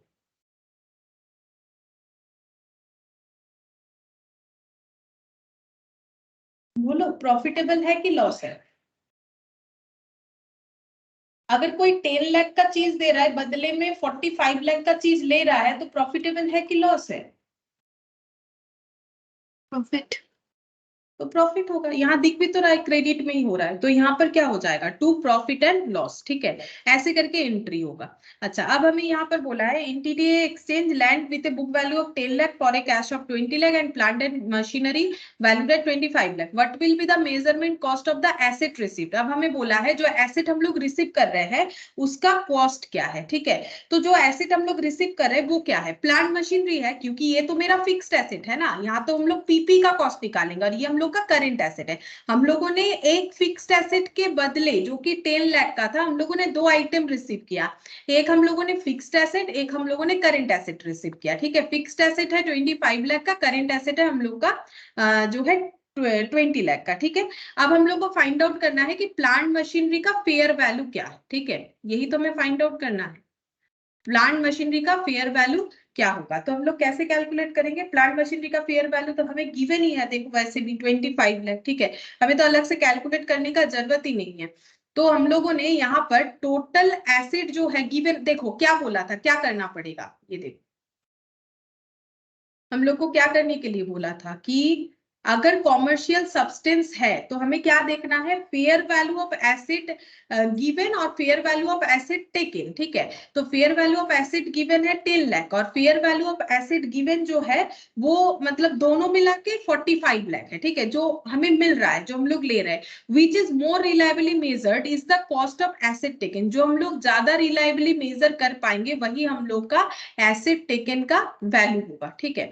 अच्छा, अब देखो यहाँ पर इस तरीके से लिखना पड़ेगा, प्लांट मशीनरी का फेयर वैल्यू कितना हो जाएगा, प्लांट मशीनरी का फेयर वैल्यू हो जाएगा हम लोग का 45 लाख टोटल, लेकिन 20 लाख तो उसमें से कैश आइटम है, तो 25 लाख जो दिख रहा है वही हमें लिखना पड़ेगा, क्योंकि हमें हमेशा एसेट जो इस केस में क्या होगा, अगर कॉमर्शियल सब्सटेंस है तो जो एसेट टेकन है उसका फेयर वैल्यू हमें लेना पड़ेगा, जो हम लोग रिलायबली मेजर कर पाएंगे। अब हमें जो वैल्यू दिया है वो हम लोग रिलायबली मानेंगे, क्योंकि हम लोग क्वेश्चन में कहां से फेयर वैल्यू को फाइंड आउट करने जाए, हमें जो बोला है हम लोग उसे ही रिलाई करेंगे कि हाँ इसका मतलब प्लांट मशीनरी का वैल्यू 25 लाख है। अब देखो कैसे लिखा है इन्होंने यहाँ पर, ये पढ़ने से और भी क्लियरली समझ में आएगा। बोल रहा है कि in the given case plant machinery is valued at 25 lakh, दिया हुआ है क्वेश्चन में, ठीक है, which is assume to be fair value, ये एज्यूम करना पड़ेगा। जैसे मैंने बोला ना फेयर वैल्यू कहाँ ढूंढने जाए, अब ये फेयर वैल्यू ही होगा, मतलब मार्केट का वैल्यू, ठीक है,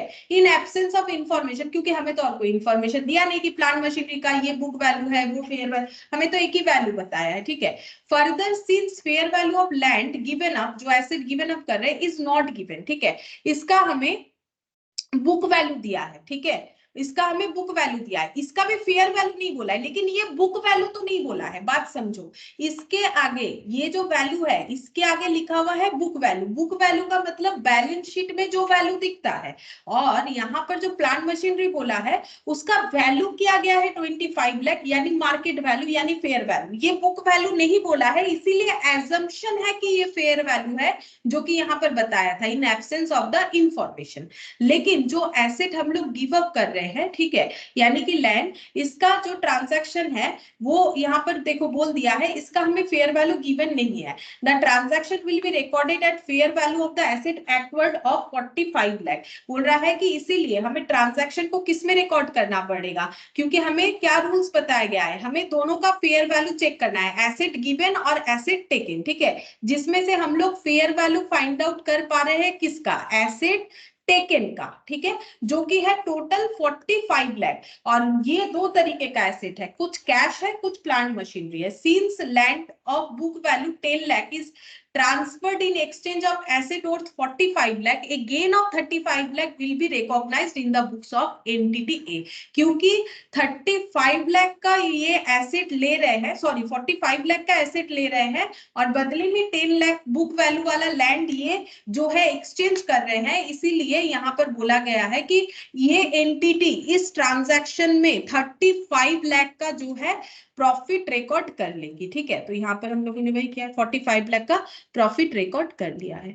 अब यहाँ पर ये देखो एंट्री भी इन्होंने किया है, the following journal entry will be passed in the books of the entity ए। तो देखो कैश लिया है इन्होंने 20 lakh, plant machinery 25 lakh, land जो है इन्होंने गिव अप किया है 10 लाख का, profit on sale of land, land बेच के प्रॉफिट हुआ है 35 लाख का, ठीक है। तो इस तरीके से हमें एंट्री करना पड़ेगा। यहाँ पर बोला था कि consideration receipt comprising a combination of non monetary and monetary asset, अगर हम लोग नॉन मॉनिटरी और मॉनिटरी एसेट को ले रहे हैं, ठीक है, जैसे कि मॉनिटरी यानी कि यहाँ पर कैश आइटम, नॉन मॉनिटरी यानी कि प्लांट मशीनरी, तो हमें ये बताना है कि कितने में क्या ट्रांजैक्शन कैसे हुआ, क्योंकि हमें ये पूछा था, देखो पूछा क्या था, what will be the measurement cost of the asset receipt, जो एसेट रिसीव कर रहे हैं उसका मेजरमेंट कॉस्ट क्या होगा, तो हमें बोला है फेयर वैल्यू में मेजर करना पड़ेगा, तो जो फेयर वैल्यू है वही होगा। देखो मैंने लिखवाया था ना फेयर वैल्यू, फेयर वैल्यू में मेजर करना पड़ेगा। ये देखो हमें कैसे रिकॉर्ड करना है,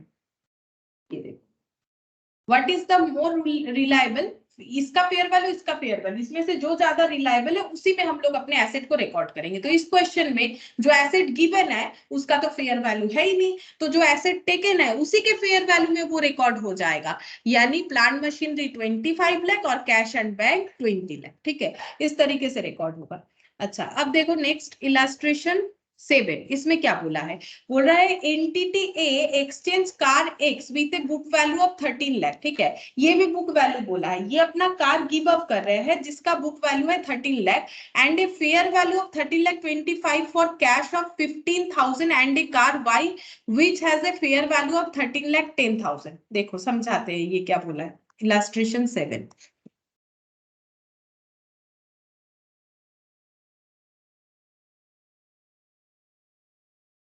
इलस्ट्रेशन 7, ठीक है, दो कार है, एक है कार एक्स और एक है car Y.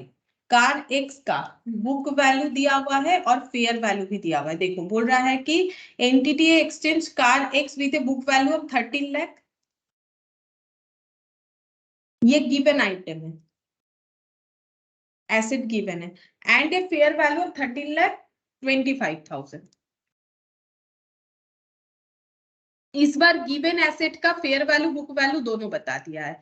For cash of 15,000। अच्छा, ये जो गिव अप कर रहे हैं बदले में ये क्या ले रहे हैं, बदले में इनका जो टेकन आइटम है, टेकन आइटम जो है वो दो है, यहाँ पर लिख देते हैं। टेकन आइटम जो है वो है इनका कैश, कितना 15,000 यहाँ पर, for cash of 15,000 and a car Y which has a fair value of 13,10,000। और एक कार वाई ले रहे हैं जिसका फेयर वैल्यू, नहीं क्या बोला, बुक वैल्यू या फेयर वैल्यू, फेयर वैल्यू बोला है, फेयर वैल्यू बोला है 13,10,000। ठीक है। अच्छा, अब क्या बोल रहा है, the transaction lacks commercial substance as the company cash flows are not expected to change as a result of the exchange। बोल रहा है कि इस ट्रांजैक्शन में कॉमर्शियल सब्सटेंस नहीं है, यानी जो एसेट गिवन और टेकन है उसका जो मतलब रैट है, कैश फ्लो का जो रैट है वो जो है अलग नहीं है, बोल रहा है, देखो अलग नहीं है, बोल रहा है ट्रांजैक्शन लैक कॉमर्शियल सब्सटेंस, इसमें कॉमर्शियल सब्सटेंस नहीं रहा। क्यों? क्योंकि कंपनी का जो कैश फ्लो है are not expected to change. इन्होंने जैसे सोचा था कि इस एसेट के बदले उस एसेट को ले लेते हैं, हमारा इनकम वगैरह अमाउंट टाइम रिस्क जो है इसमें कुछ चेंजेस दिखेगा, वैसा हुआ नहीं, तो इसीलिए ट्रांजैक्शन में कॉमर्शियल सब्सटेंस नहीं है।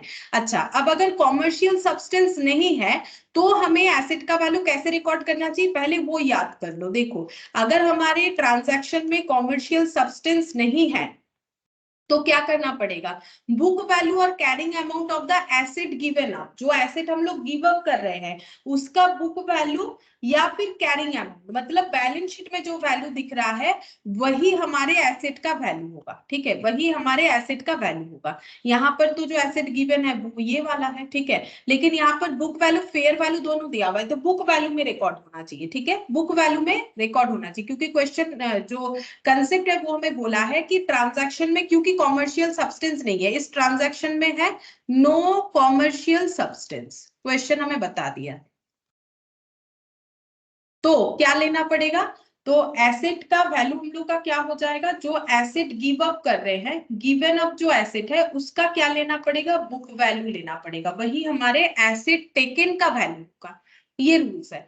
अच्छा, अब क्या बोल रहा है, it is in the same position as it was before the transaction, इसीलिए कॉमर्शियल सब्सटेंस नहीं है। बोल रहा है कि ये चेंज करके भी बिजनेस में इनका खास कुछ चेंजेस नहीं आया।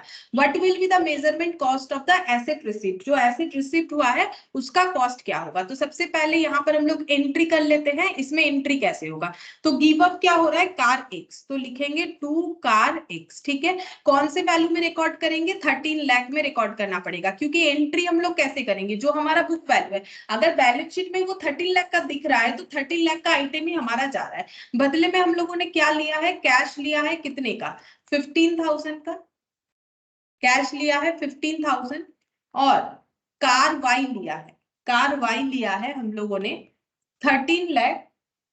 अच्छा, यहाँ पर लेकिन फिर 13 लाख हम लोग 13,10,000 से रिकॉर्ड नहीं कर सकते। क्यों नहीं कर सकते हैं, सोचो, क्योंकि हमें बोला है क्योंकि कॉमर्शियल सब्सटेंस नहीं है, तो जो एसेट गिव अप कर रहे हैं उसी के बुक वैल्यू में हमें रिकॉर्ड करना पड़ेगा। ठीक है, तो इसका मतलब हमें रिकॉर्ड करना चाहिए था 13 लाख से। ठीक है, ये एसेट जो हम लोग ले रहे हैं, गिव अप वैल्यू जो है एसेट का, जो एसेट गिव अप कर रहे हैं उसका जो बुक वैल्यू है वही हमारे एसेट टेकन का बुक वैल्यू होना चाहिए। क्योंकि कॉमर्शियल सब्सटेंस नहीं है तो एसेट टेकन का जो वैल्यू है, एसेट टेकन वैल्यू को कैसे मेजर करेंगे, equal to book value of asset given. ठीक है, तो book value of asset given क्या है, 13 लाख, यानी एसेट टेकन का वैल्यू 13 लाख होना चाहिए। तब तो फिर मेरा ये 15,000 के साथ बैलेंस बिगड़ जाएगा। इसका मतलब क्योंकि हम लोगों ने कैश 15,000 लिया है तो यहाँ बैलेंसिंग फिगर दिखाना पड़ेगा, मतलब 13 लाख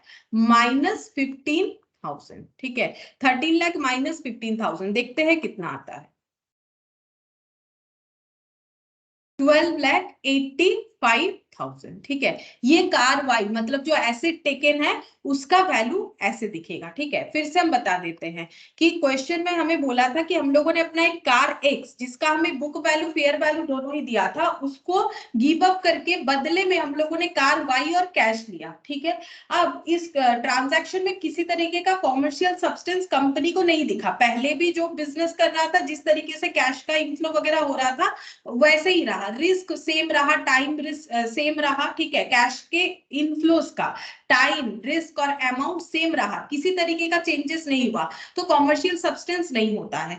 तो अगर कॉमर्शियल सब्सटेंस नहीं है तो AS10 हमें बोल रहा है कि जो एसेट ले रहे हो उसको कैसे अपने बुक्स में रिकॉर्ड करोगे। बोल रहा है कि जो बुक वैल्यू था एसेट गिवन का उस पे रिकॉर्ड कर दो। तो अगर ये कैश नहीं होता तो हम लोग ऐसे लिखते car Y to car X बोल के 13 लाख लिख देते। लेकिन हम लोगों ने क्योंकि कैश भी लिया है तो फिर हमें जो एसेट टेकन है उसका वैल्यू उतना से कम कर देंगे जितने का हम लोगों ने कैश लिया है। तो ये देखो एंट्री क्या हुआ, ये कार चला गया, ये कार और कैश हम लोगों ने लिया, ठीक है। लेकिन यहाँ पर क्योंकि कॉमर्शियल सब्सटेंस नहीं है तो इसके फेयर वैल्यू में हम लोग रिकॉर्ड नहीं करेंगे। कॉमर्शियल सब्सटेंस होता है तो फेयर वैल्यू में रिकॉर्ड होता है। अब देखो इन्होंने कैसे आंसर को लिखा है यहाँ पर, Since the transaction lacks commercial substance, the entity recognize the asset received at the book value of car X. ये देखो कार X का जो बुक वैल्यू है उसी पे वो रिकॉर्ड करेगी जो कि 13 लाख है। Therefore it recognize cash of 15,000 and car Y S PP with carrying value of 12,85,000, क्योंकि बाकी बचा हुआ वैल्यू ये हो रहा है, ठीक है।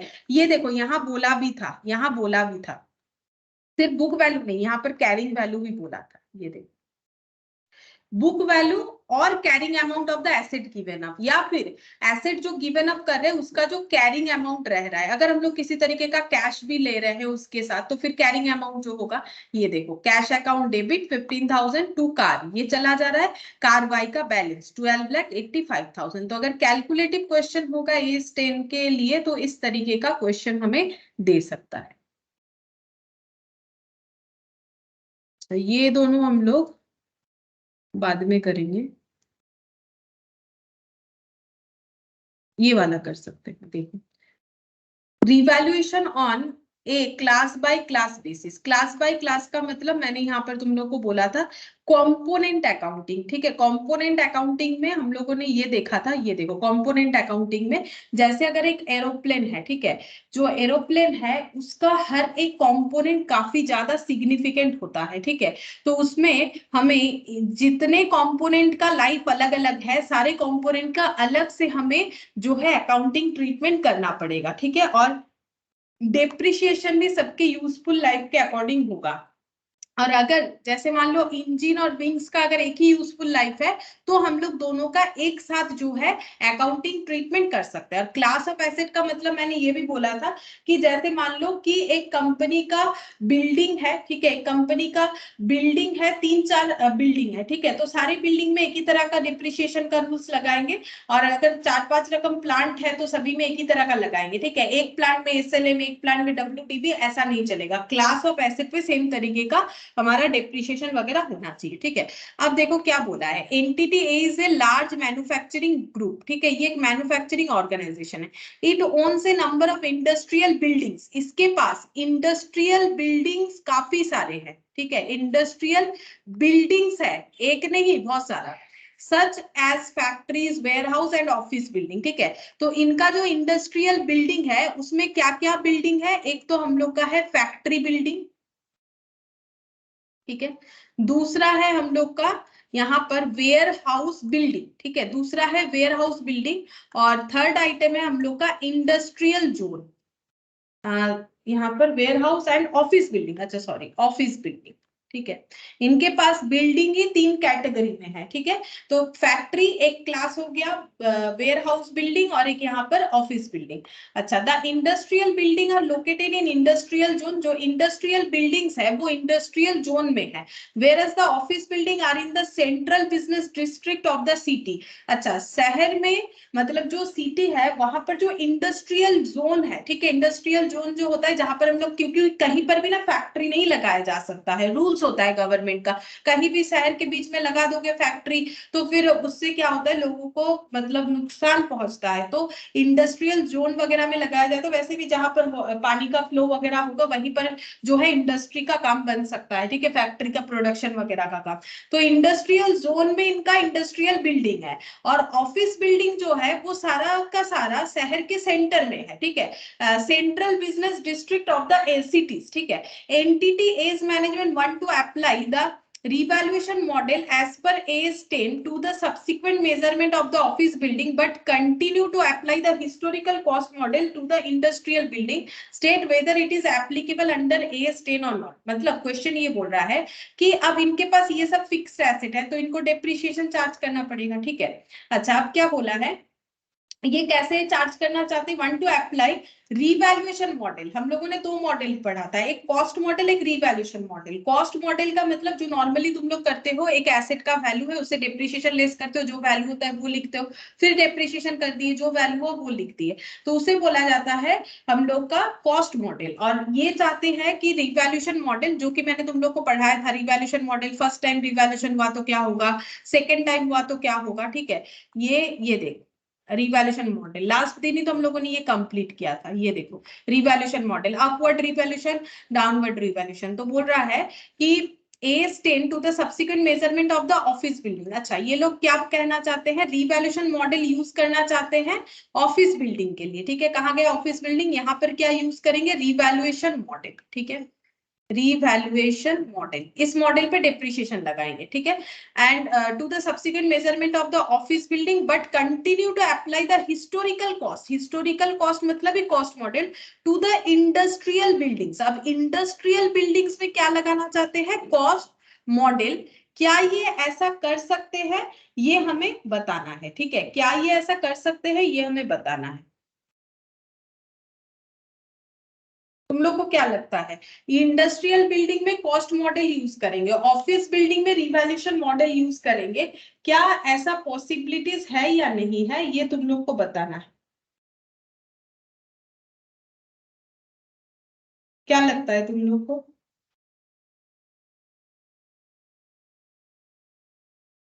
मतलब फंक्शन के अकॉर्डिंग देखना पड़ेगा, क्योंकि ऑफिस बिल्डिंग का काम अलग होता है, ठीक है। वेयर हाउस में, वेयर हाउस बिल्डिंग जो है उसका काम अलग होता है, फैक्ट्री में प्रोडक्शन का काम होता है, ऑफिस में एडमिनिस्ट्रेशन का काम होता है, और वेयर हाउस में स्टोरेज वगैरह का काम होता है, ठीक है। तो यहाँ पर हमें पूछा गया है कि ये लोग बोल रहे हैं कि ऑफिस बिल्डिंग में एक मॉडल लगाएंगे और इंडस्ट्रियल बिल्डिंग में अलग मॉडल लगाएंगे। क्या ये पॉसिबल है या नहीं है, ये हम लोग को सोचना है।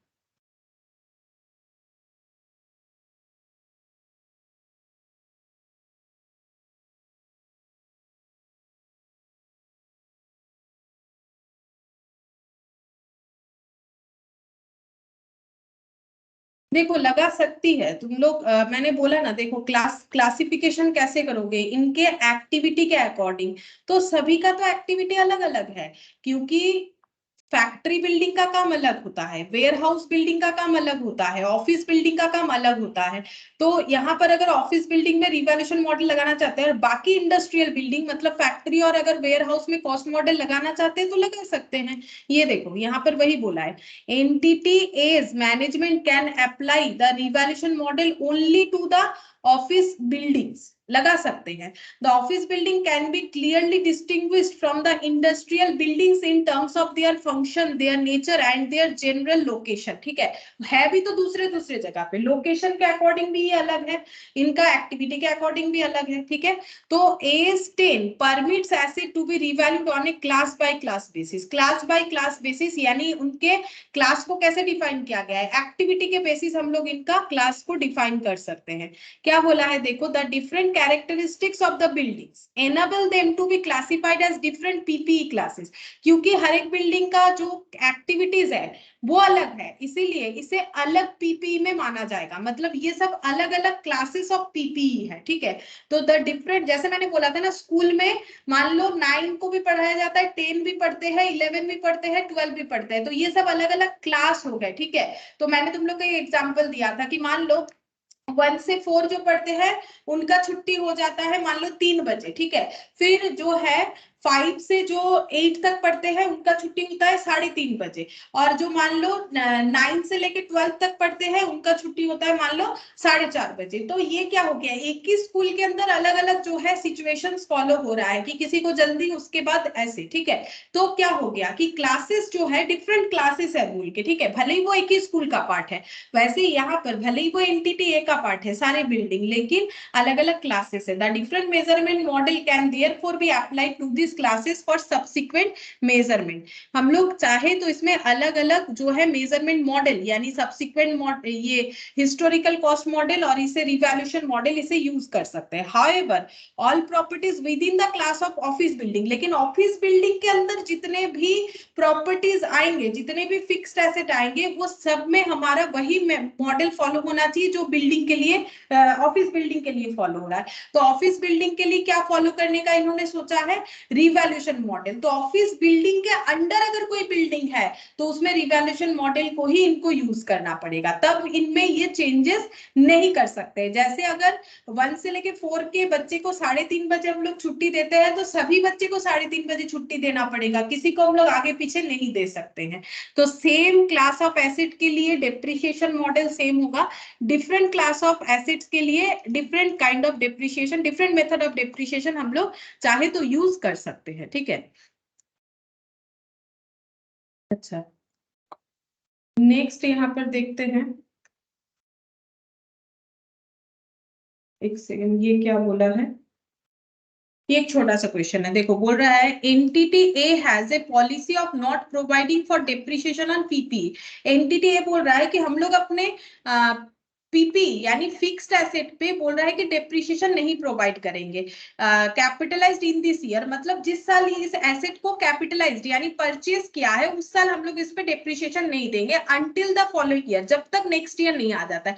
मान लो ये है 2024, यहाँ पर मान लो 1 जनवरी को किसी ने एसेट परचेज किया था और इनका अकाउंटिंग ईयर चलता है जनवरी टू दिसंबर, और ये बोल रहे हैं कि हम लोग जिस साल इस एसेट को परचेज किए उस साल डेप्रिसिएशन नहीं लगाएंगे, नेक्स्ट ईयर से लगाएंगे, but provides for a full year depreciation in the year of disposal of an asset. बोल रहा है कि जब परचेज कर रहे हैं तब डेप्रिसिएशन नहीं लगाएंगे, उसके बाद से डेप्रिसिएशन लगाते जाएंगे, और जिस साल इस एसेट को हमारे बिजनेस से डिस्पोज कर देंगे, मतलब हटा देंगे, ठीक है, तब हम लोग इस पे फुल ईयर का डेप्रिसिएशन लगा लेंगे। क्या इन्होंने ये सही सोचा है?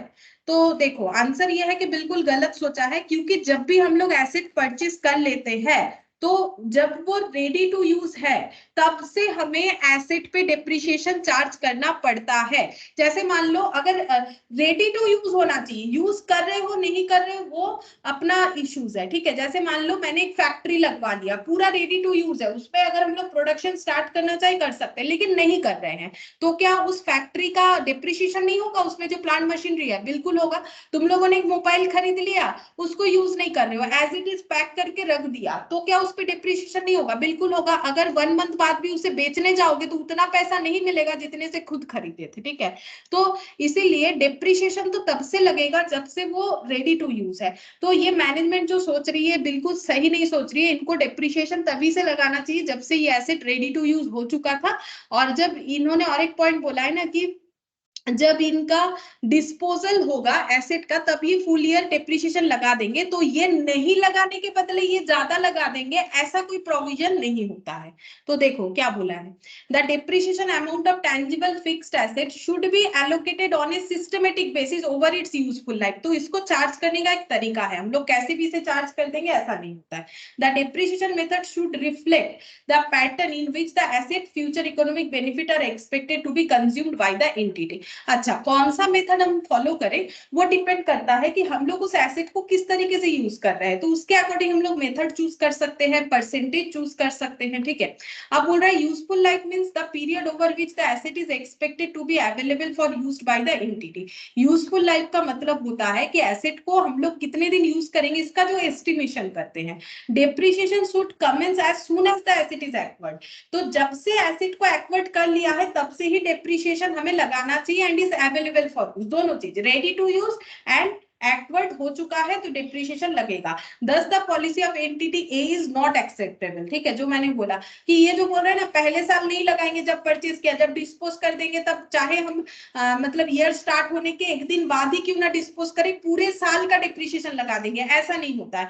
जब परचेज कर लिए हो, रेडी टू यूज है तो डिप्रिशिएशन चालू हो जाएगा, ठीक है। और डिप्रिशिएशन ये स्टार्टिंग में क्या लिखा हुआ है अगर तुम लोग ये सोच रहे हो, क्योंकि एएस का आंसर लिखने का रूल्स होता है, तो पहले हमें ये क्वेश्चन डिप्रिशिएशन के अकॉर्डिंग दिया हुआ है, और डिप्रिशिएशन के बारे में भी मैंने तुम लोग को लिखवाया हुआ है। ये देखो डिप्रिशिएशन के बारे में मैंने क्या लिखवाया है तुम लोग को, ये देखो depreciation is charged each year, हर साल चार्ज होना चाहिए, should be charged using a systematic method, जैसे कि SLM, WDB और any other, तुम लोग चाहो तो ये भी लिख सकते हो, इन्होंने भी वही लिखा है। डिप्रिशिएशन टेंजिबल फिक्स्ड एसेट पे लगता है, एलोकेट किया जाता है सिस्टमेटिक बेसिस पे और पूरे यूजफुल लाइफ के ऊपर डिपेंड करके। और यूजफुल लाइफ का मतलब भी दे दिया है कि कोई भी एसेट का यूजफुल लाइफ मैनेजमेंट डिसाइड करता है कि वो जितना दिन उसे यूज करना चाहता है। जैसे कि हम लोग अपना लैपटॉप को सोच रहे हैं 5 साल यूज करेंगे, that is the useful life. अब जरूरी नहीं है कि 5 साल ही करें, उससे कम भी हो सकता है, उससे ज्यादा भी हो सकता है, ठीक है।